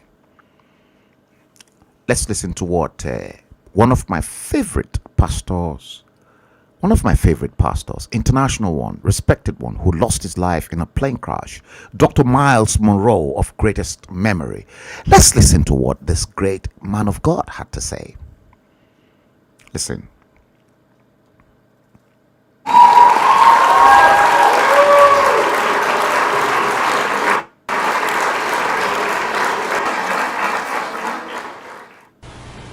Don't ever believe that a politician is a leader. Don't ever believe that. Don't believe politicians a leader. Because the system that we have produces politicians. It doesn't produce leaders. Politicians, not leaders. And so you can have a politician who knows nothing about leadership. Nothing. And he's leading you. Politicians are concerned about the next election. That's all they're interested in. Yeah. That's why they cannot be leaders. All of them here. But leaders are different. Leaders are concerned about the next generation. And I will show you proofs of who a leader is. I want you to compare based on the Dubai experience. Those two thoughts the next time you have a politician come to your house. Yeah, go on. Wanting to vie for your vote. Yeah. Just ask him, what is your vision for my children? I will sit and listen for 20 minutes for you to tell me what it is. Listen. He will leave your house. Straight away. Because he has no interest in your children's children. Not at all. His concern is to stay in liars. To keep the position. All of them. To win the next election. Liars. This is why they cannot lead. When you are going to have a conversation with a politician, you should actually try this as a test. You, by the way, as a citizen of a community, you have a right to be seen by the mayor. I hope you know that. Yes. If you voted for a mayor, the mayor works for you. Correct. Therefore, you have a right to see him. You can make an appointment to see any public officer you voted for. Did you know that? Yes. That's your legal right. It's your legal right. If he don't want to see you, you can take him to court. That's democracy. So I want you to make an appointment to go and see your mayor or go and see your governor and just sit and say, I want 30 minutes. Can you make an appointment to go and see someone? Ask him about that list right there. Sir, what is your purpose for being in leadership in this city? Oh, what's your purpose? The first question will make him very nervous. Yes. Second question, what is your passion? Passion. For our community. For our community. He'll be wondering what you're talking about. Yeah. What are you talking about? Because they are non-entities. I just want to build roads and bridges and provide jobs. No. What is your passion? And this is why we need to question the leaders we have. Yes. And so I have a little thought here. I call it politics versus leadership. Yeah. Let's talk about it for a second. Politics. Number one, politicians focus on programs. See? Not vision. Okay. Number two, politicians' priority is securing the next election. Not securing the next generation. Can you is please different. put Number three, politicians are preoccupied with promises, not purpose. What we need is statesmen. Statesmen. We don't need more politicians. A statesman is an interesting human. A statesman think of the next generation. Yeah? Oh dear, guys. Politics versus leadership. Politics versus leadership. Are they leaders or simply mere scumbags that does not give a toss about your children or the progress your children will make in life? All them lot. That's exactly what they've subjected your children to. Them lot cannot provide good, decent education for these children and these ones. Then talk less of them with clean pipe-borne water. You've heard Dr. Miles Monroe. They are not leaders. They are just mere scumbags. I'm not apologetical to anyone, and I don't want to apologize to anyone. Because if these leaders, this crump of ludicrous leaders, the filtered all over Africa, can look at something like this and never address this issue, look at things like this and never address all this issue, never address this, but are happy to see this, to see that, to see this, to see this, to see this, and this, and this, and this one, with a woman crying after her child was blown apart. And this, they're happy to see this on the streets. They're happy to see this and then pay them a visit in the hospital. They're happy to see this. They're happy to see this. They're happy to see that. They are kingsmen in body bags, and they're happy to see this.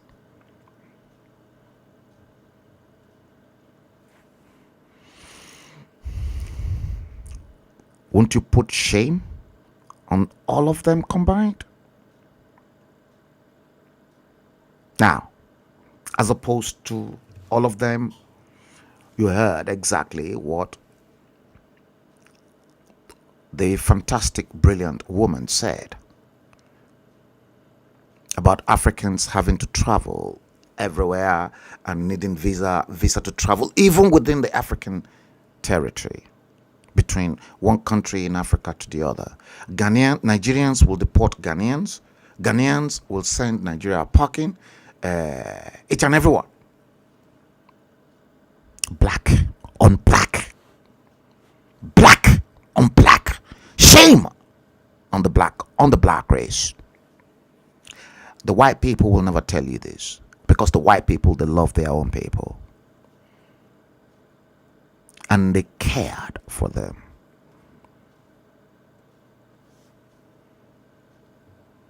When your people will leave a place that is supposed to be comfort of their own have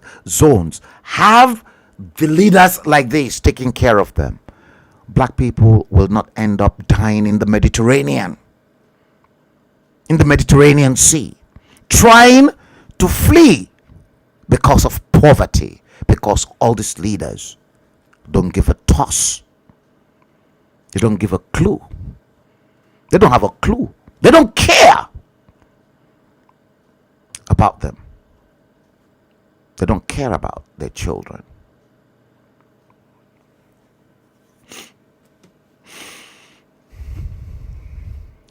Let me bring in this next clip for you.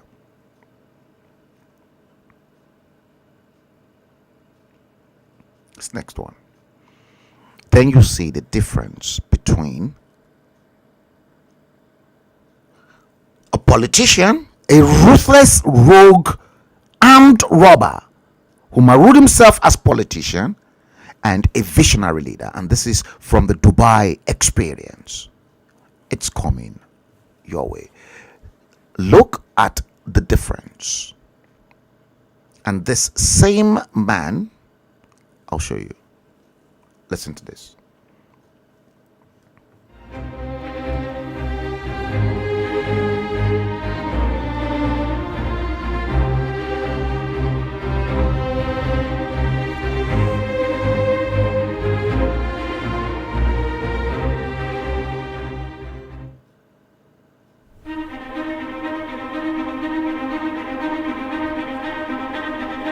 القيادة فكر ودهاء.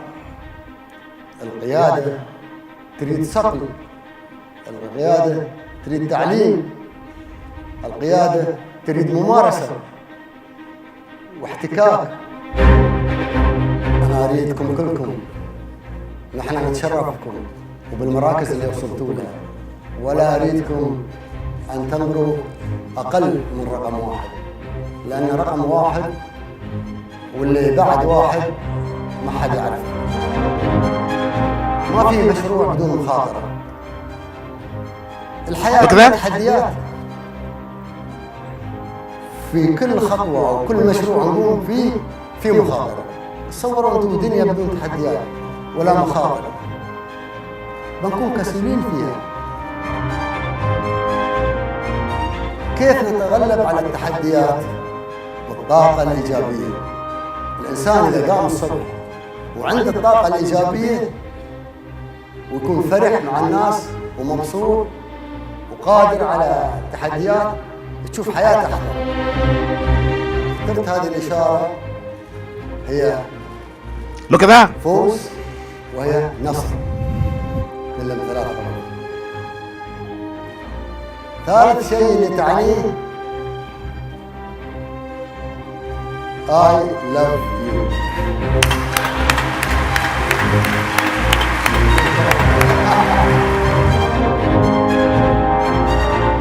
الوقت عندي أنا. You see that? مثل الحياة. He said he loved his own people. لأن ما في خط نهائي. Loved his own people. God bless you. God bless you. God bless you, Sheikh. كلنا. All of us in this country نحب تراب الإمارات. love the UAE. They love the United Arab Emirates. All of them. We are all one team. Correct? حبنا وتعاضدنا. And with the love we have for each other. Love for each other. UAE at the president, at the forefront. Yes. You see? محمد بن زايد. إخوانا. All of us, we are all united here in shaping the United Arab Emirates. The love, each one of you, yes.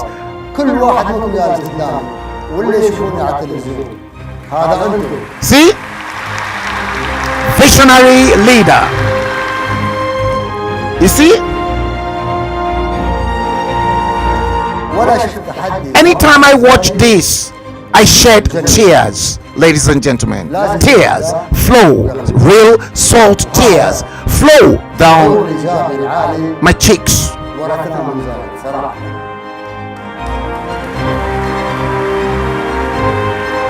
See that?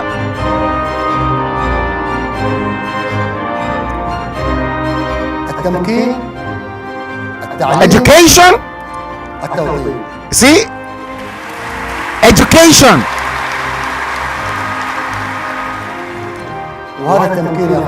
And this enablement is our first priority as a government. Education. Sheikh Khalifa. Yes, education. Education. Spirit of the Union. Land of the Union. Teams of the Union. Flag of the Union.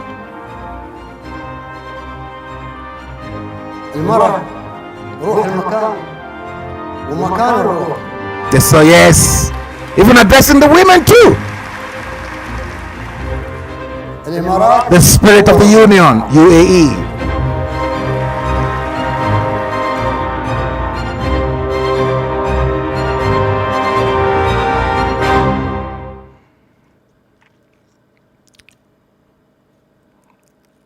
Indeed.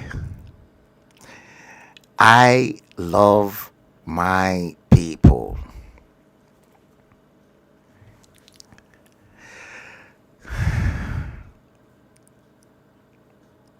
He said, I love my people. Three words. Now, which of them, lot here, can come out blatantly and openly and say to the world, I love my people? Of course, a fake dodgy latex Muhammadu Buhari will tell you he loves his Fulani people. Not loving the people as a union. Everyone loves their tribesmen. The Igbos, they love their own tribemen. And I remembered very, very vividly when Goodluck Ebele Jonathan took over power, the mantle of power, after Umaru Yar'Adua was declared dead in Saudi Arabia, despite the fact that he died long time. Then you begin to see Niger Delta people, inclusive of some Yoruba people too, dressing like the Niger Delta people, exactly the way Goodluck Ebele Jonathan, he's got his own dress code based on where he came from. I got many friends that, because they wanted to go to Abuja and they wanted to be seen like as if they are from Niger Delta. Bullshit. I don't follow. No. And then if it is an Hausa man that is there, then you see them in their Babariga too. And if it is a Yoruba man, the Yorubas anyway, they've only been lucky that they were there by accident. Goodluck Ebele Jonathan too was there by accident, for your information. By accident.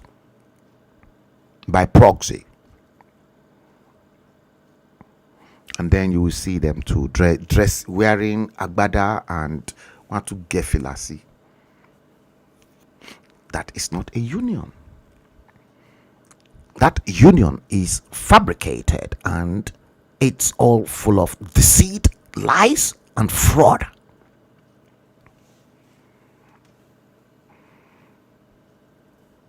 How many of these leaders can come out boldly and say to the world, I love my people, and for him to demonstrate that he truly loves his people as one bona fide union, as Nigerians? None of them.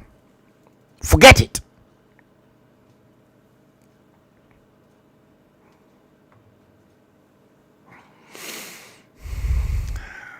Alaja Folake Alawiye.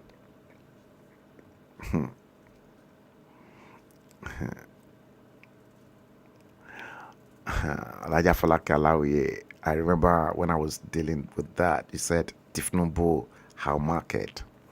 Alaji Aremu Osholade Alakufo. Àwọn olórí burúkú oníjẹkújẹ, àwọn àgbàyà oníjẹkújẹ, olè devilish leader. Alaji Aremu Osholade Alakufo. In 2019, you never saw this coming, aren't you? You never saw this coming. And according to you, you said you nearly stoned me on the street if you see me, because of my high criticism of that fake dodgy latex Muhammadu Buhari in office. But now your eyes is open. It's not, no, you see, I mean, the truth will have to come out. Alaji Aremosholade Alakufo, again, you said, You live in the Middle East for 15 years before you move to the UK. Year 2000. I think that was when I met you. Even I regret it why I came to Europe, if not because of my children' education. I should have stayed there because you live like billionaire. You love this. You live like billionaire with your royal family in KSA.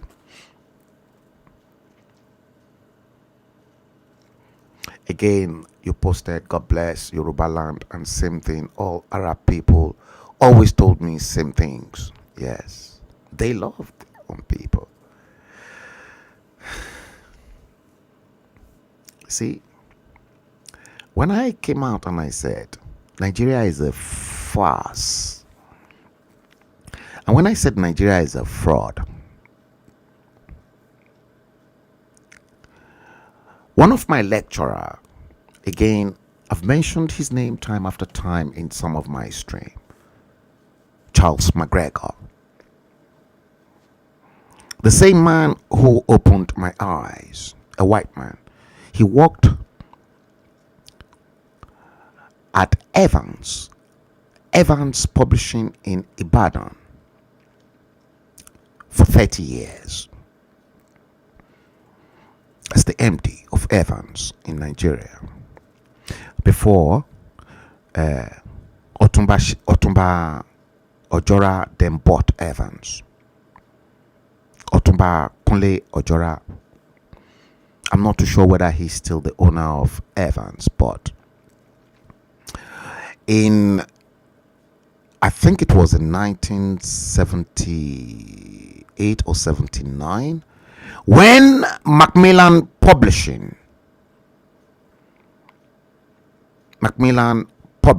when they were leaving Nigeria, Charles McGregor told me emphatically during the history of publishing in book publishing practice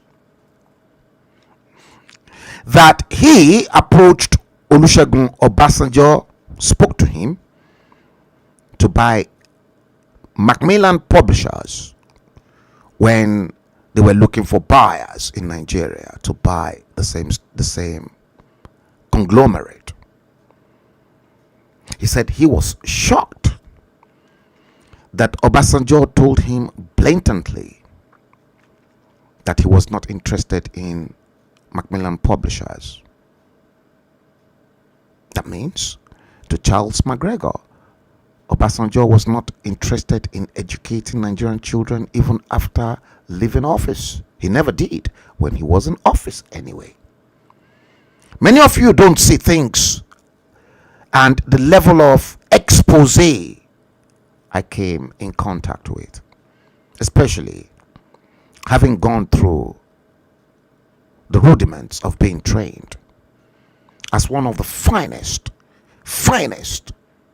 I repeat, one of the very best and the very finest of English. I might be black, yes, but I'm one of the very finest and one of the very best. And I'm proud to always say that. The only person that can compete with me very, very successfully in this field is a guy called Tukumbo Olowu. A year below me when we were both at the London College of Printing. We did the same publishing degree together, but I was a year ahead because I was the very first batch of those top notch that were produced into the world. Tokes and myself later teamed up together, and based on my magazine publishing practice integrated project, the Rumors magazine, we started it together. I was publisher editor-in-chief and he was my editor. And because many of this information were well known to me, and I saw how these people, all your leaders, messed up everything.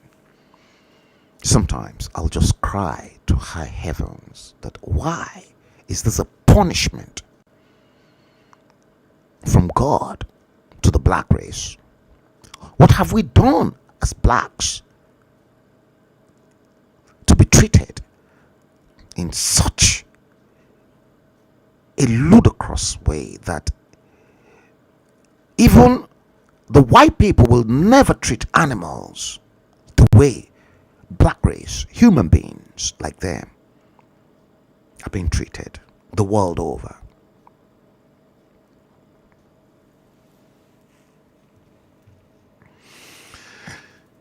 Now you see the difference between hopeless politicians who marooned themselves as your leader and real leader with the love of the people.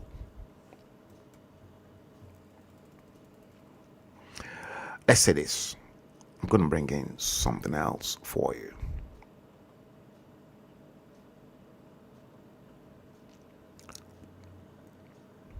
See?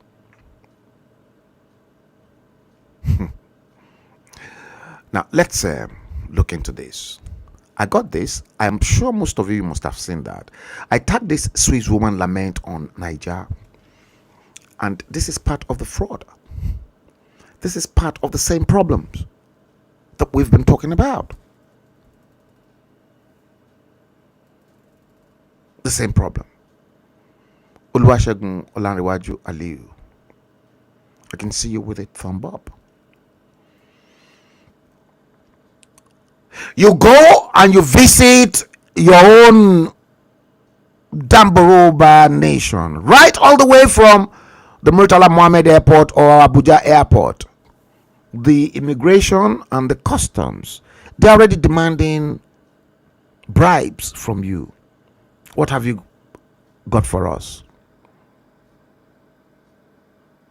And when you are trying to check out if you travel with a foreign passport, especially European passport, American passport, or British passport, oh good Lord, I'll tell you of my own experience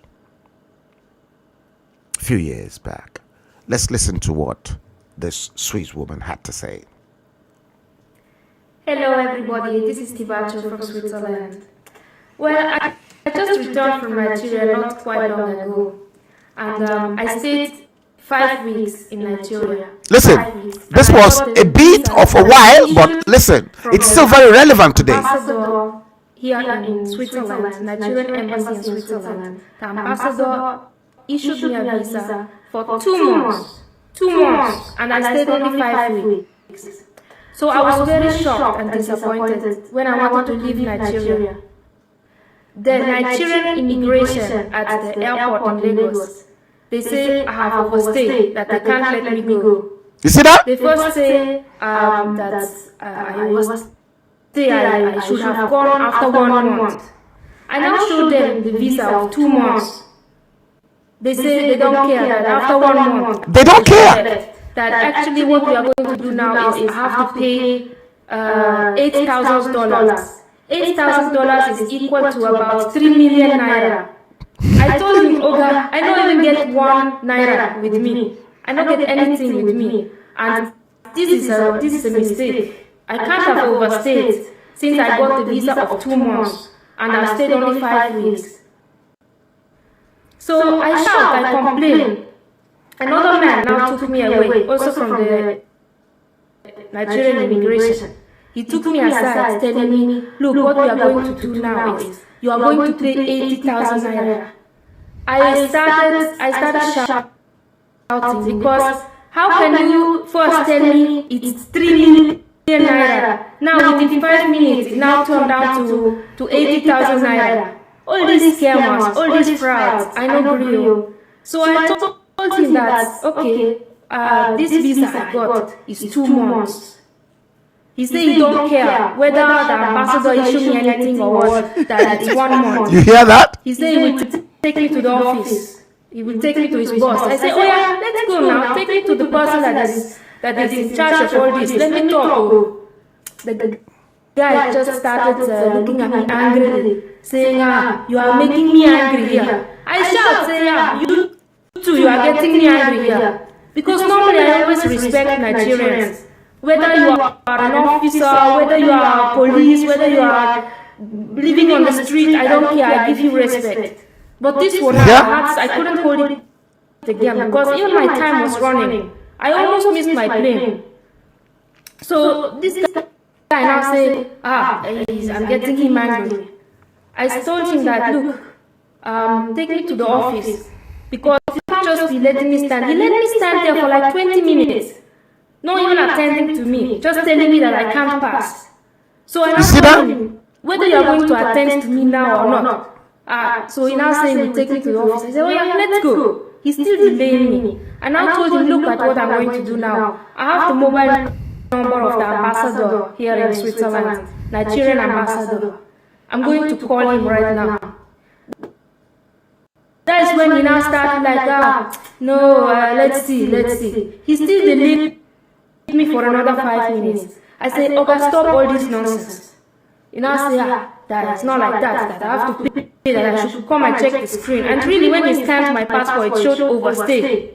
But all this they are scam. Even my friend, my Nigerian friend here in Switzerland, oh dear, the lady told me that all this is their scam, all this is their fraud. That's how they want to get money from white. See, I don't agree. I did vex very well. See, she did vex. So at the end, imagine, they just gave me the stamp, just like that, after enough shouting up and down. They just gave me my stamp and let me go. But now, when I got home, I now saw that they now put the stamp on the wrong page. Instead of the visa of this year, they now put the stamp on my last year visa. So that one will still give me problem if I want to enter. Did you get that? Rather than stamp where she was meant to exit, then it was stamped. They stamped the old visa. The crime is too much. Crime. Too much. I don't like it. I swear, all this makes me to start disliking Nigerian ways. Honestly, at the vex very well. Because when I now finally enter plane with my daughter, just 5 minutes later, they said boarding completed. The door closed. So if they would have just delayed me 5 minutes more, I would have missed my plane. I said, this is not a joking matter. This is not a joking matter. This is a serious issue. I mean, I pay more than 1,000. I pay almost 2,000 for my ticket for my daughter and me. I pay almost $2,000 for ticket. Now you guys want me to miss my plane, all in the name of money. It's not good, though. It's not good.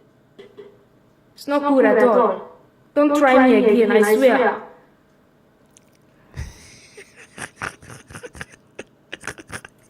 Hello everybody, this is Tibatu from Switzerland. Yes. She said, don't try me again. That is the problem. You see, from the top echelon of government, from the president right down to the cleaners, stinks of corruption. Where are you going to start? And the same corruption is already mapped inside the same Yoruba agitation. Not scared of any of them. The same corruption from the same fraudulent 419 from location 9 is already inside, and it's been inside the same Yoruba agitation. My own experience. This was during the early days of Rumors magazine, when I had the ambition. I was full of ambition that I thought, oh, Nigeria must have learned from a bigger picture and from experience, and that we're now ready to move in line with the world and obviously enjoy what technology has to offer. Guess what? I tell you.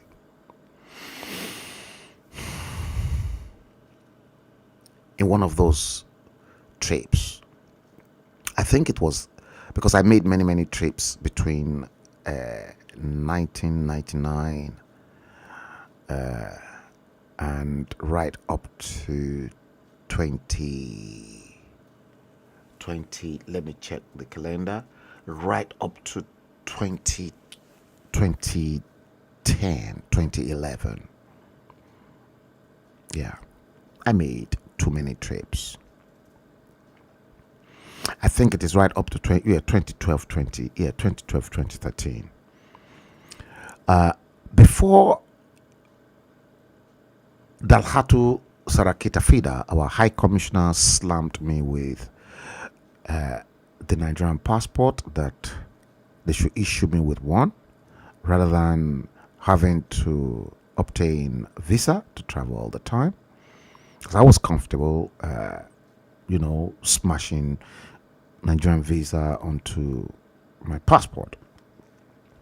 And in one of the trips that I made to Nigeria, those days, you'll take your passport picture with your passport form and then send it to the passport office. And then the passport office will then put your picture onto your passport and then laminate that side. Now, what then happened was that I think, let me see if I can actually show you that passport. I think it was that passport. Let me put you guys on hold and let me get that passport. But in the meantime, let me play you this interlude from Wykes, my favorite guy.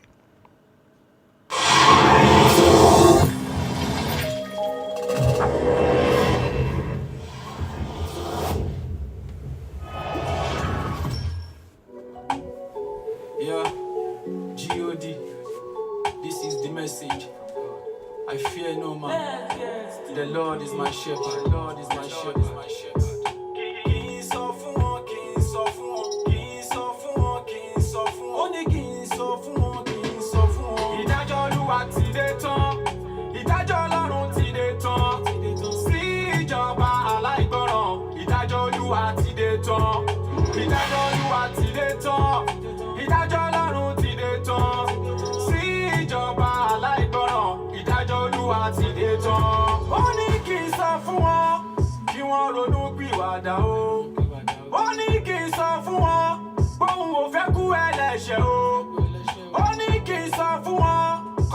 Aláìṣẹ̀ sílẹ̀ o tí wọn ò bá gbọ́ o òjò ìdájọ́ àárọ̀ lé wọn lórí ìdájọ́ Olúwa ti dé tán ìdájọ́ Ọlọ́run ti dé tán sí ìjọba aláìgbọràn ìdájọ́ Olúwa ti dé tán ìdájọ́ Olúwa ti dé tán ìdájọ́ Ọlọ́run ti dé tán sí ìjọba aláìgbọràn ìdájọ́ Olúwa ti dé tán.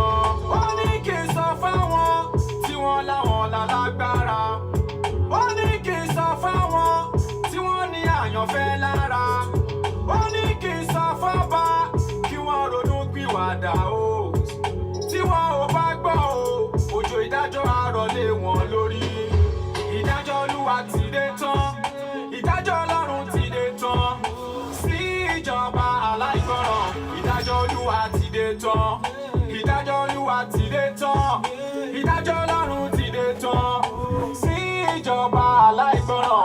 Ìdájọ́ Olúwa ti dé tán. Ó ní kí n sọ fún wọn kí wọ́n ronú pìwàdà o. Ó ní kí n sọ fún wọn kóhun ò fẹ́ kú ẹlẹ́ṣẹ̀ o.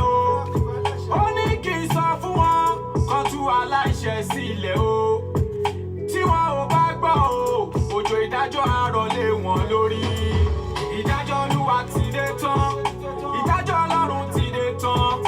Sí ìjọba aláìgbọràn. Ìdájọ́ Olúwa ti dé tán. Ìdájọ́ Olúwa ti dé tán. Ìdájọ́ Ọlọ́run ti dé tán. Sí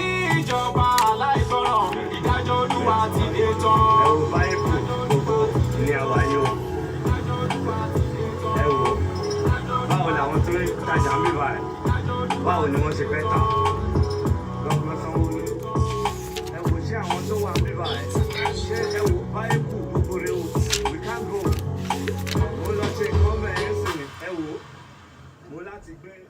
Yes, hi guys, you are welcome back. That was White Kiss. Okay, luckily I've just came out, yes, with that was this is expired as well, but this particular one, this was the one actually. You can see it is chopped off at the edges after it was renewed, and I think I've gone through a few, and you can clearly see the stamp.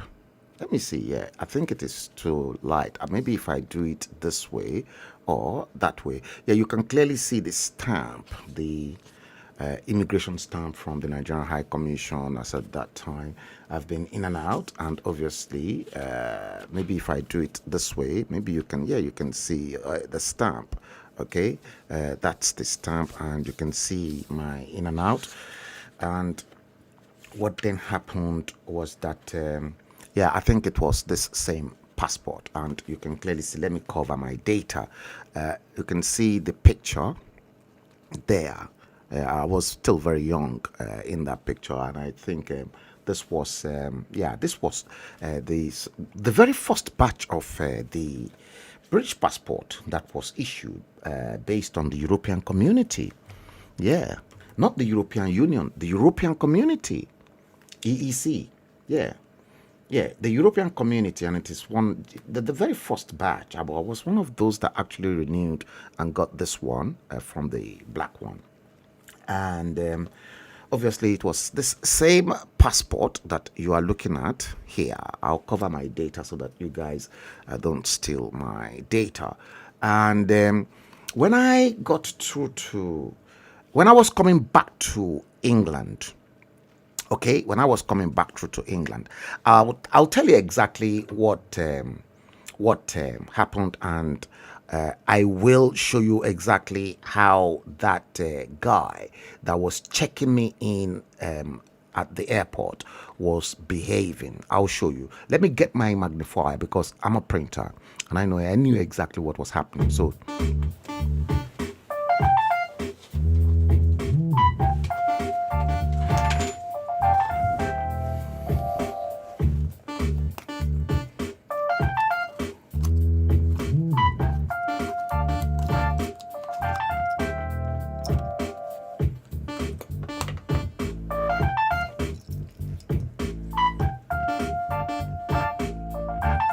Now, okay, now I got my magnifier, and obviously based on the Swiss woman's experience of a terrible nation called Nigeria, I had a terrible experience as well. And what then happened was that you can clearly see that my picture was clearly laminated into it.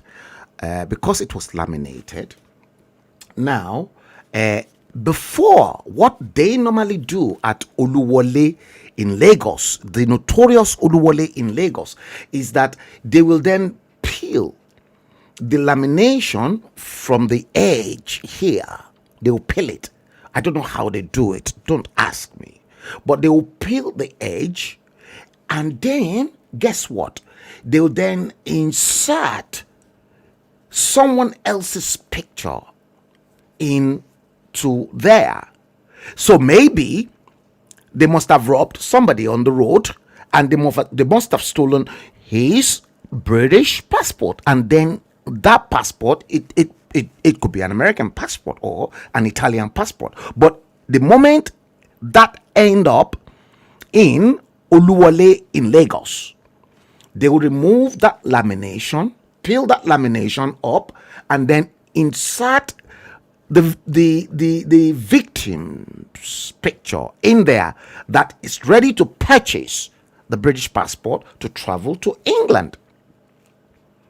I'm just telling you, because this was done. And what then happened was that when I got to the Murtala Mohammed Airport trying to come back to England after my business trip, what the guy that checked me in from the front desk of the British Airways did was he then got this type of magnifier, which is about 20 times magnification. I knew exactly the instrument in his hand, and well, in the printing industry, we call this a tester, and we use it to test the various dots of varying sizes, just to make sure that the highlights, the midtones, and the shadows are well printed, and that the continuous tone photography is well represented into those dots of varying sizes, to which cyan will be printed at a different angle, 15 degrees angle from each other, from cyan, magenta, yellow, and black.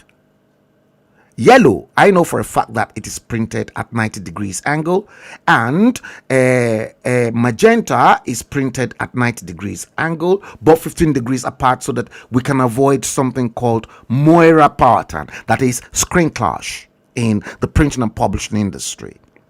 Okay, so that guy was holding one of this, exactly one of this, and he was then trying to check if my picture has been altered or removed, or it is not my picture or somebody else's picture. So he was using the linen tester to check how authentic my picture was.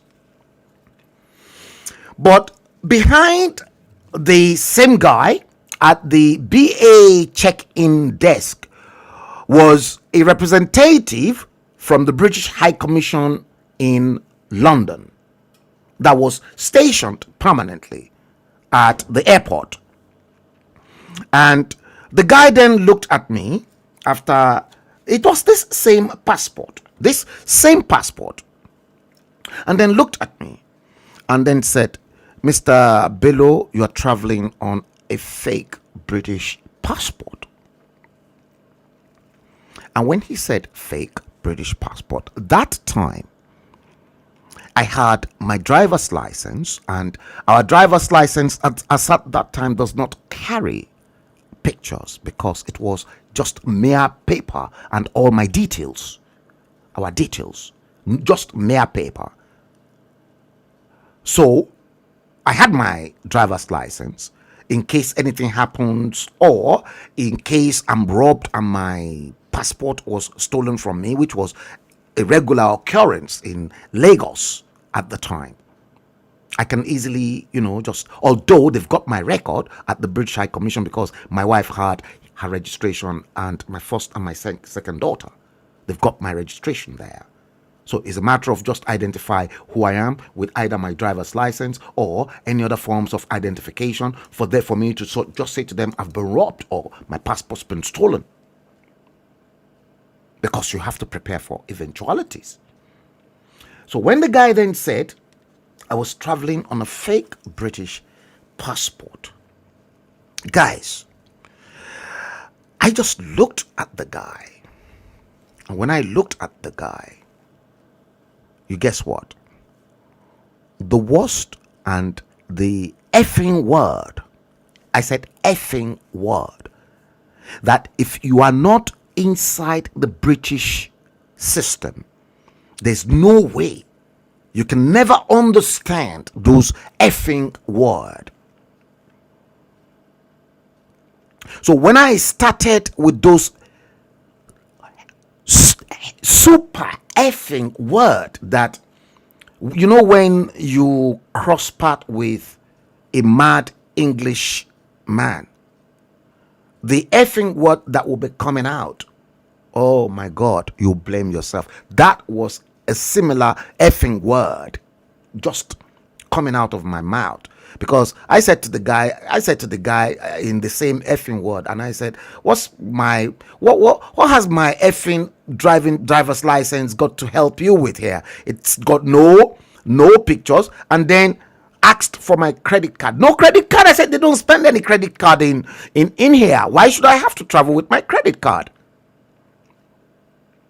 Have you got any credit card? And there was no, their banking was in deep shit that time. And then, thank God for the immigration officer, a woman that was behind him, took this passport and checked it herself, and then said, Mr. Bello, please have a safe trip. What if I hadn't, display to show them that yes, I'm true English, and you don't dare me. That's what they do.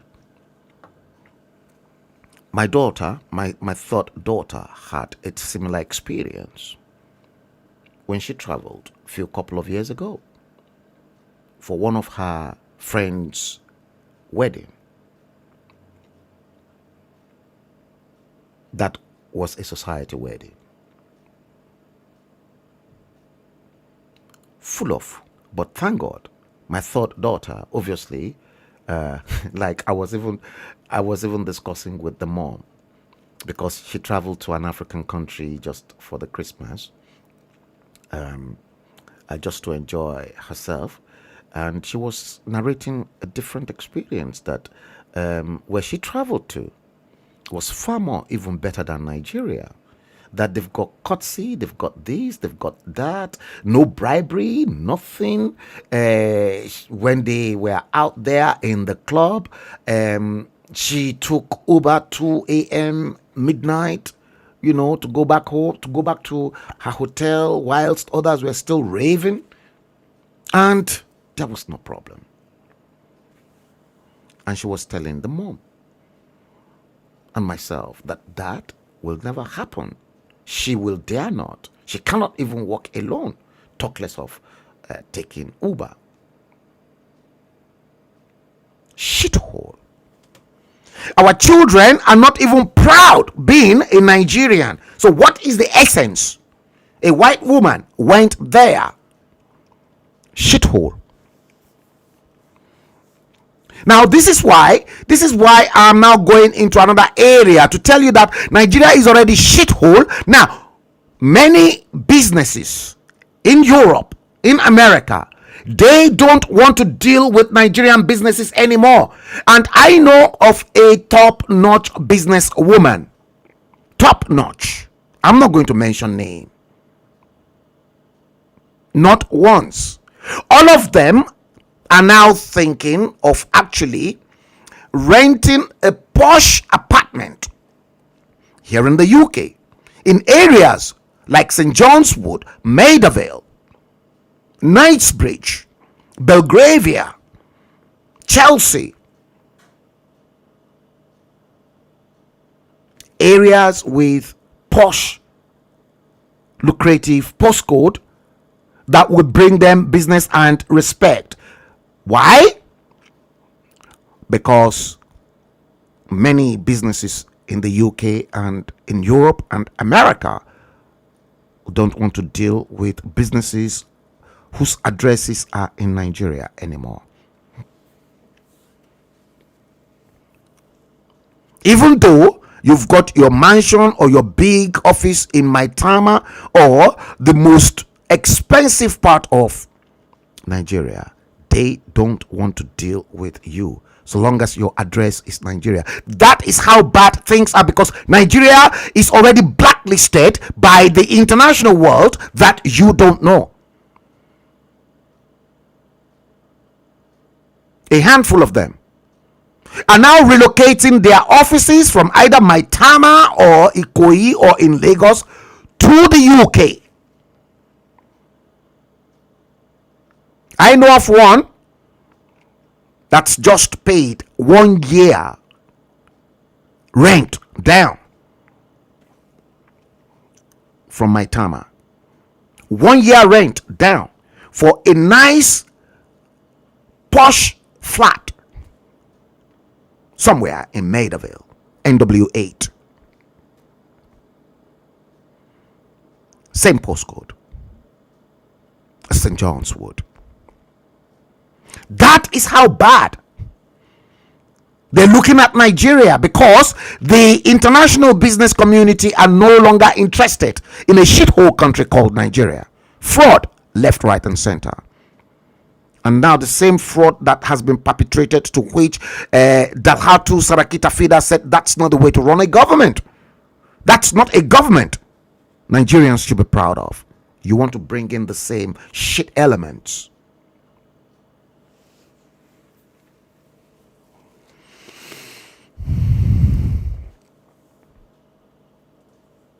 Alaja Folakela, we laughing.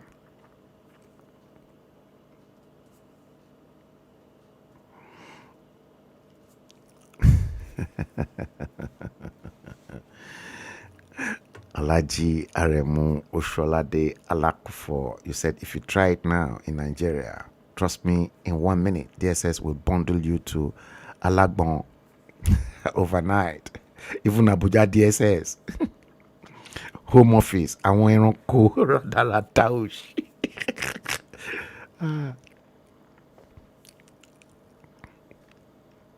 Yeah. Guys, shithole. Terrible shithole.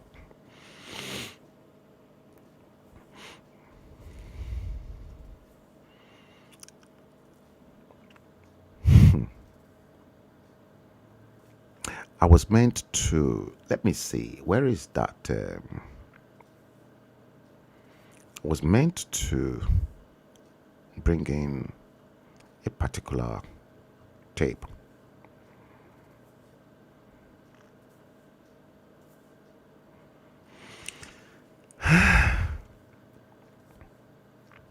Let me see if I can, let's see this. Watch this. And this will give you an idea of the perception of the Western world towards Nigeria. Their perception towards you. I'll take your comment in a few minutes, Narada Franklin. Watch this. Again, the purpose of this event is to try to make sure that the Congress of the United States, the administration, this country, okay, let me do it. And allies around the world. Let me do it this way, guys. Let me just quickly drop that video clip into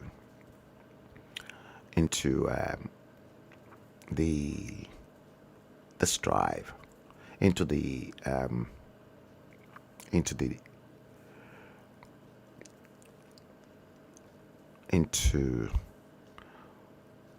hard drive of the system, so that it can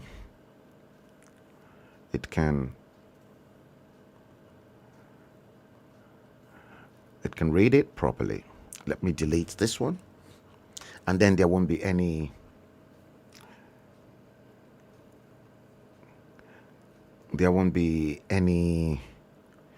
disruption from, where is it? Once again, guys, let me do it this way. Yeah, let me go back into it. Yeah, okay, no.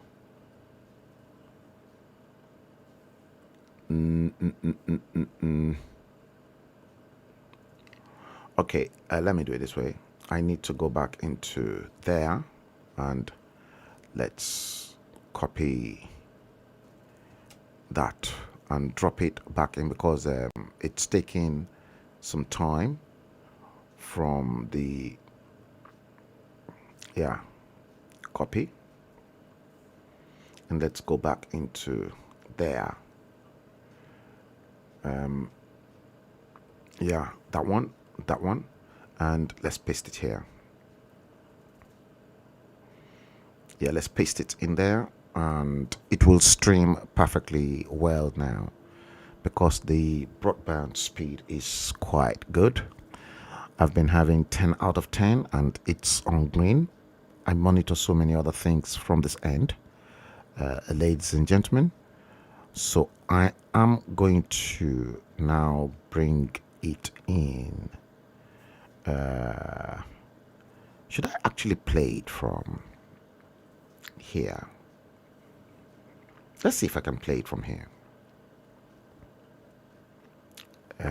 Yeah, let's see if I can play it from here. It might be better actually. Yeah, let's see. And let me fit it to screen. Okay, and that. Okay, let's do it this way.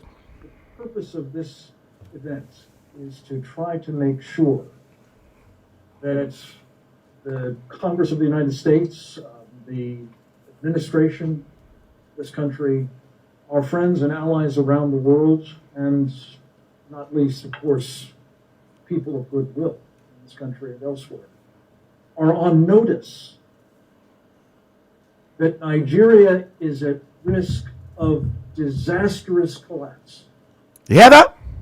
That the forces that we've just been talking about are in the process of taking down a country that is the most populous in Africa, with horrific implications, not just for the immediate vicinity, the Lake Chad region as it's known, but for that continent and almost certainly others beyond. Congressman Wolf mentioned Bono, talking about a catastrophe that would make what has happened to Europe in the past few years, as a relatively small number of people migrated there with unbelievably chaotic consequences, look like a day at the beach by comparison. We're on notice, and the question is, do we have to wait until this horror is upon us before something is done about it? Yeah. Or do we take steps now to try to prevent that? And I don't think any of us is saying that this is a panacea, but the appointment of the appropriate individual with the requisite authority. I just wanted to underscore what Congressman Wolf said about having the President of the United States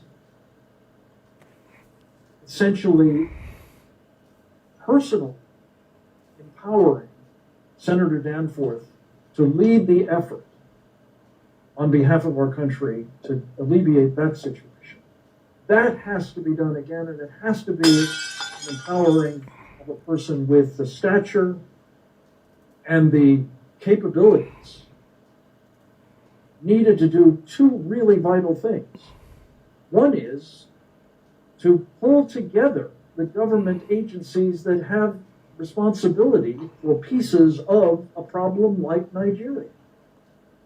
The Defense Department, as well as, of course, the State You hear that? USAID, the UN mission of the United States, the National Security Council, and others, to come together with a common, appropriate, and much needed policy approach. And then secondly, at least as importantly, to be able authoritatively to represent what that approach is to the government of Nigeria. So they know who they're dealing with. They know that this is in fact the policy, and they can't go, looking for people who will provide some sort of alternative that might not require as much of it. So it's those two vitally important things that have to be done. And on behalf of, again, the Save the Persecuted Christians Coalition and team, I just want to say I think this is a moment of truth, a moment when we will find a difference being made by an administration that is about making a difference on behalf of religious freedom and those who are being denied it around the world. You see that? Let me just take a moment to say, as bad as this situation is, it is just one of the areas in the world in which particularly Christians are suffering. By some estimates, it's as small a number as 215 million Christians being brutally persecuted. By others, it's as high as 500,000. Excuse me, 500 million. This is on our watch. It is unconscionable. It must be challenged, contested, and if possible, stopped. And that's what this coalition is about. And I pray that we will be able, with the help of people like Congressman Estes and Congressman Gore and the Archbishop and our coalition and countless others, to see this problem sorted by the appointment at the earliest possible moment, preferably by the end of this year, because these elections are approaching, of an individual with the requisite authority of the President of the United States and the assignment of making both the U.S. government policy coherent and clear and effective, and communicating that, again, authoritatively to the government of Nigeria, who in the end is ultimately responsible for preventing this catastrophe. Yes. Narada Franklin, thank you very much for that comment. And in that comment, you said Russia has also blacklisted Nigeria too.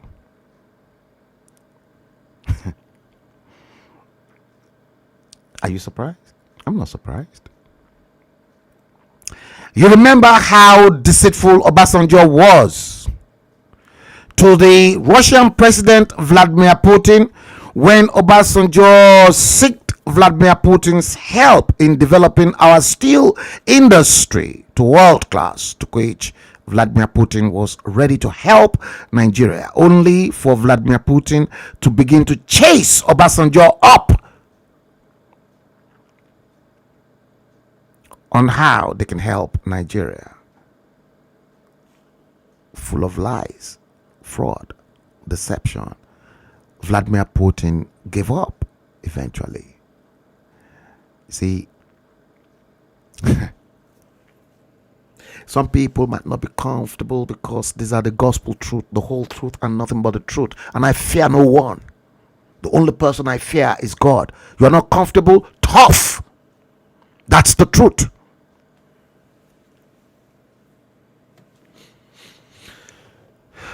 That is the truth.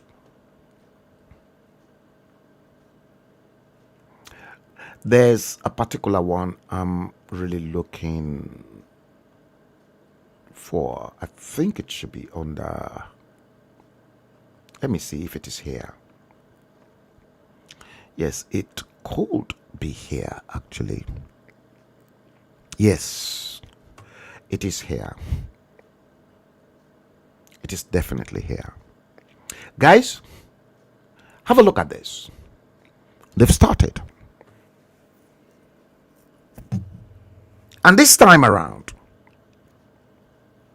many of you will understand that I ignited the issue of giving out £10. Alaja Folake Alawiye and Alaji Aremosholade Alakufor. In as much as I was hoping Alaja Folake Alawiye will win those raffle draw when I introduced those raffle draw when NACO General Stores sponsored some of my programs, and I said yes, we can use that to purchase. We can use the £50 sponsorship to purchase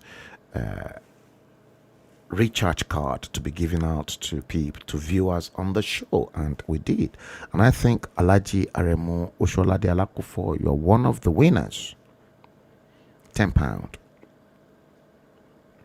If we can do that, we should have carried on.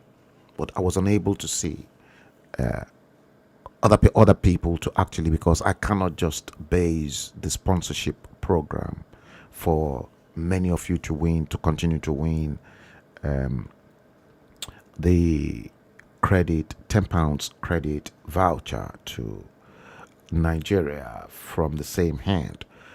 It got to a situation whereby I even used my own money as well to sponsor some of those vouchers.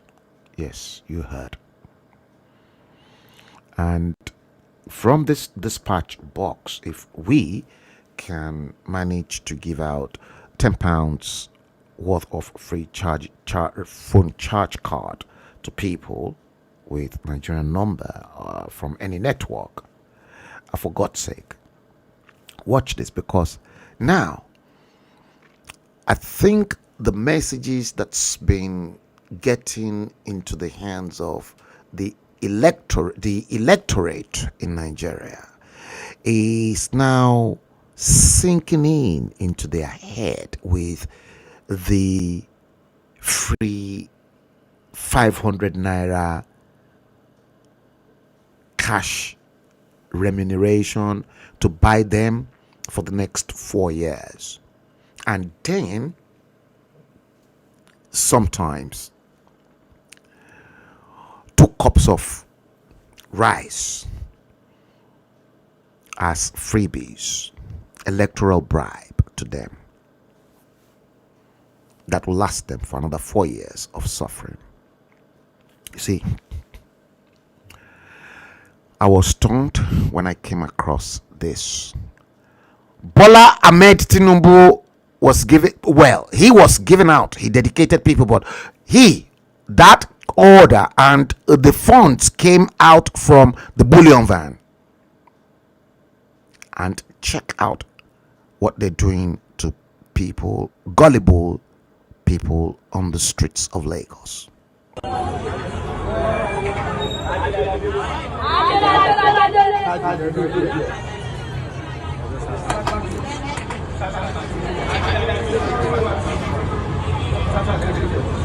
They're giving them free recharge card. Look at the idiot. Look at the idiot. Look at them. Look at them. You see that? You see that? You see? You see that? You see the idiots being sent on an errand and they are proud, and that one too took it. You see? They are messed up, isn't it? Messed up, disturbed human being. Look at them.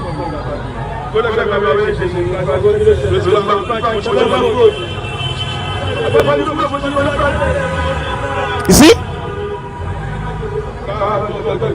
You see that? 2022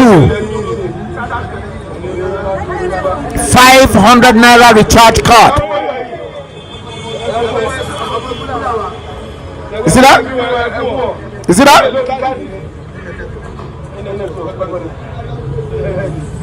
Because now they know that they are hungry for data. You see? Electoral bribe, 500 naira. So they are worth 500 naira for 4 years. These people are worth 500 naira for 4 years.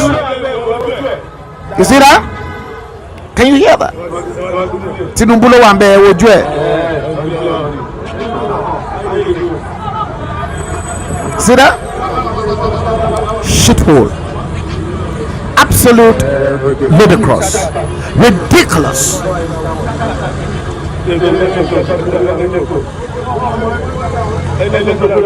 You see that? I was bleeding right inside. See that?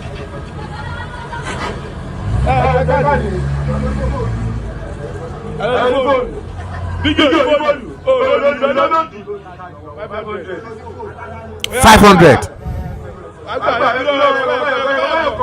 You see them? Hungry people, hungry individuals.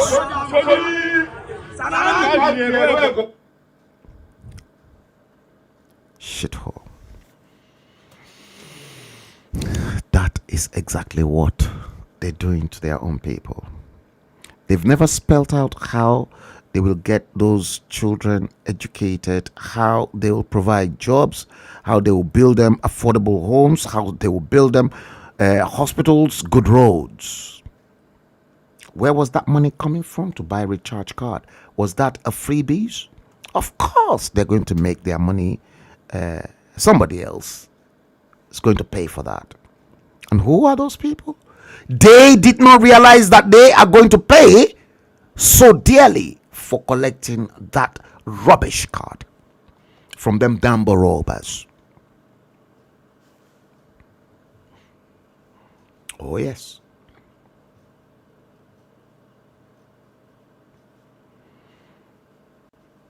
And in the same country, I repeat, in the same country, last year, they got this. Last year, in 2019 elections, when they were recapping their activities. Watch this. No visa until after this election.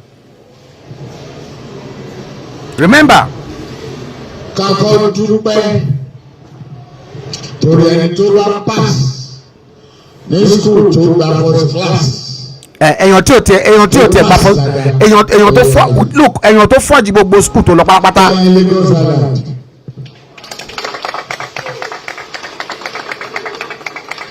But then George is still fighting him. Can you let's praise Lagos mainland? That's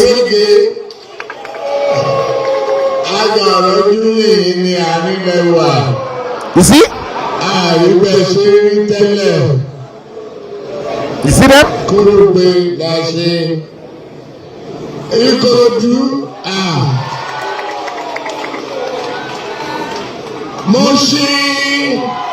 Look at. You see?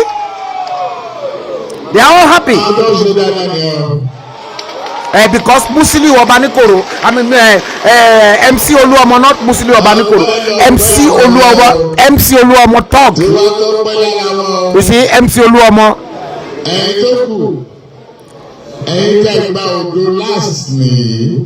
You see, scoring them. Our last structural ọjọ́. Wọ́n ti kúrò majority ó ti di ọjọ́ minority. Nígbà tí àwọn bàbá wa àti àwọn aṣíwájú wa tó ń jọ̀gà wa tó wà ní ayé tó wà nípò kọ́lọ́fọ̀ kẹ́ bàbá ẹ̀gẹ́sù àrò gbogbo wọn yẹn. You see all the talks. Bad mouth. Somebody borrow. You know you be better now. Ọjọ́ ti di majority ta ṣe pé wọ́n lọ.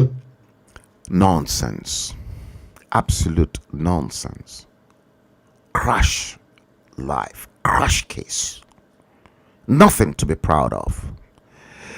They are all jubilating. They are all saying all this nonsense. But this is the same nation. Ladies and gentlemen. This is the same nation. Watch. Good morning, Kuala. Good morning, Nigeria. This is Moro Bridge in Asa, local government area of Kwara State.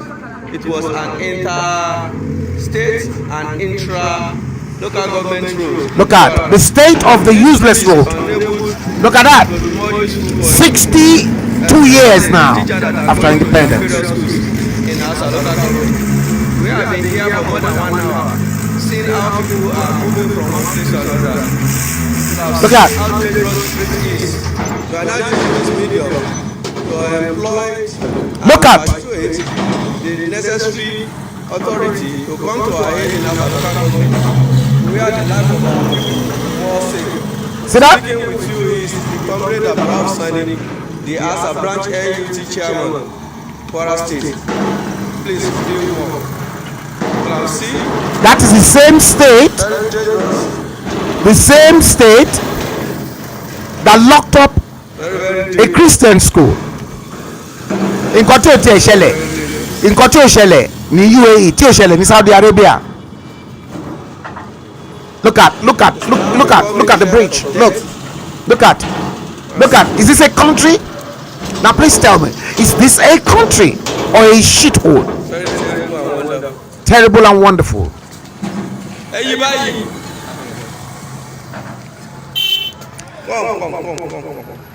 This is the state of the same nation called Nigeria 62 years after independence.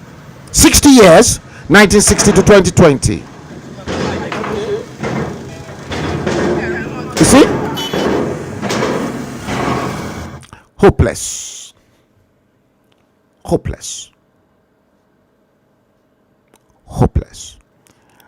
I want them to please come and challenge me that I'm wrong in showcasing this to the world. Please do. I'm waiting for you. I'm seriously waiting for you guys. Seriously, I'm waiting. It is the same nation that we've got this. Watch this. Somebody somewhere in Abuja is dictating the shots to clear off Magodo. Watch this.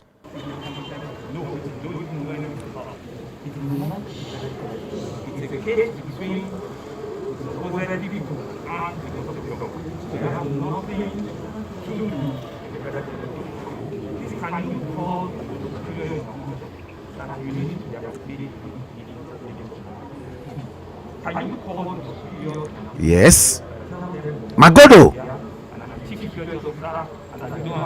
in vogue. Right now, and I want you to begin.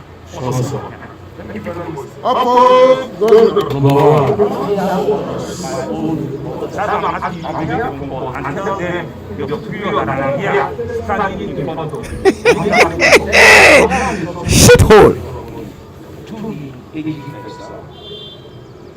And that is why I'm too small or too low to call it. Listen, is this not a shithole? Guys,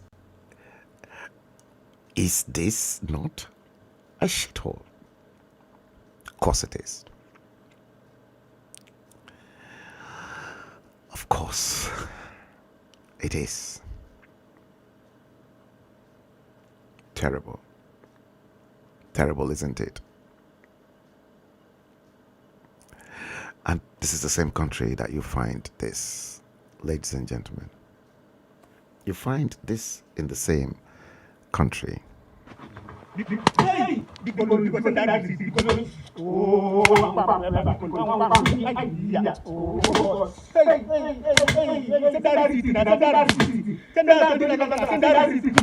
See?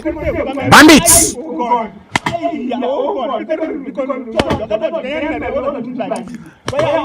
Nigeria, 62 years.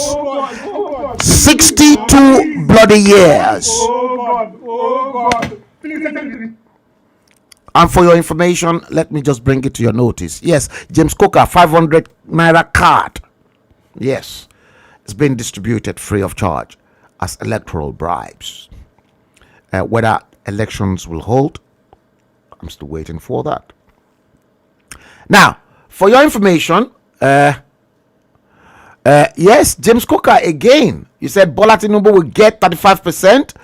15 governor will get 15%, and Fulani will get 45% of the land. Let me bring it to your notice that you are at the point of losing your Union Bank Nigeria Limited to Indians. Indian business people, they've bought a majority share in the Union Bank. There are campaigns already going on that the Central Bank of Nigeria should not allow the sale to proceed because Indians promised if the Union Bank of Nigeria gets into their hand, they will have to run and manage Union Bank PLC Nigeria themselves. So in other words, Union Bank will have a chairman that is Indian origin in the Nigerian bank, will have a managing director, and all the directors will be Indians. Now, is it because Union Bank is more of a southerner bank than a northerner bank? Is this an attempt by the CBN and the Fulani government to sell off some of your assets, even to foreigners, before the collapse of that nasty piece of a nation called Nigeria? There's lots more to come. Maybe you want to join me tomorrow for another breathtaking, spectacular edition of the hashtag Bleeding Edge. And if it is tomorrow, God's willing, we are going to go into episode 139 of the Bleeding Edge. The time in London is 1922 today, Wednesday, the 5th day of the first month of January 2022. Guys, let's bring the stream to an end for the benefit of those that may wish to watch the stream from the beginning to the end. I know some of you will be coming in and out of sleep to watch the stream, but let me seize this opportunity to welcome all of you that are new to this platform. If this is your debut on this platform, you are welcome. Welcome to this great platform, and it is the only place where we speak raw and we speak truth to powers that be. Yes, we do. Let's bring this show to an end, and we're going to do it again. Join me and please share it if you haven't done so, because some people somewhere might be dying to get this information. The time in London is 1923. Thank you for watching the stream. It's been my pleasure, and we'll do it again tomorrow. Take proper care of yourselves. I wish you love. I wish you God's blessing and happiness. Take extra care of yourselves. Thank you for watching the stream. Until next time, good night.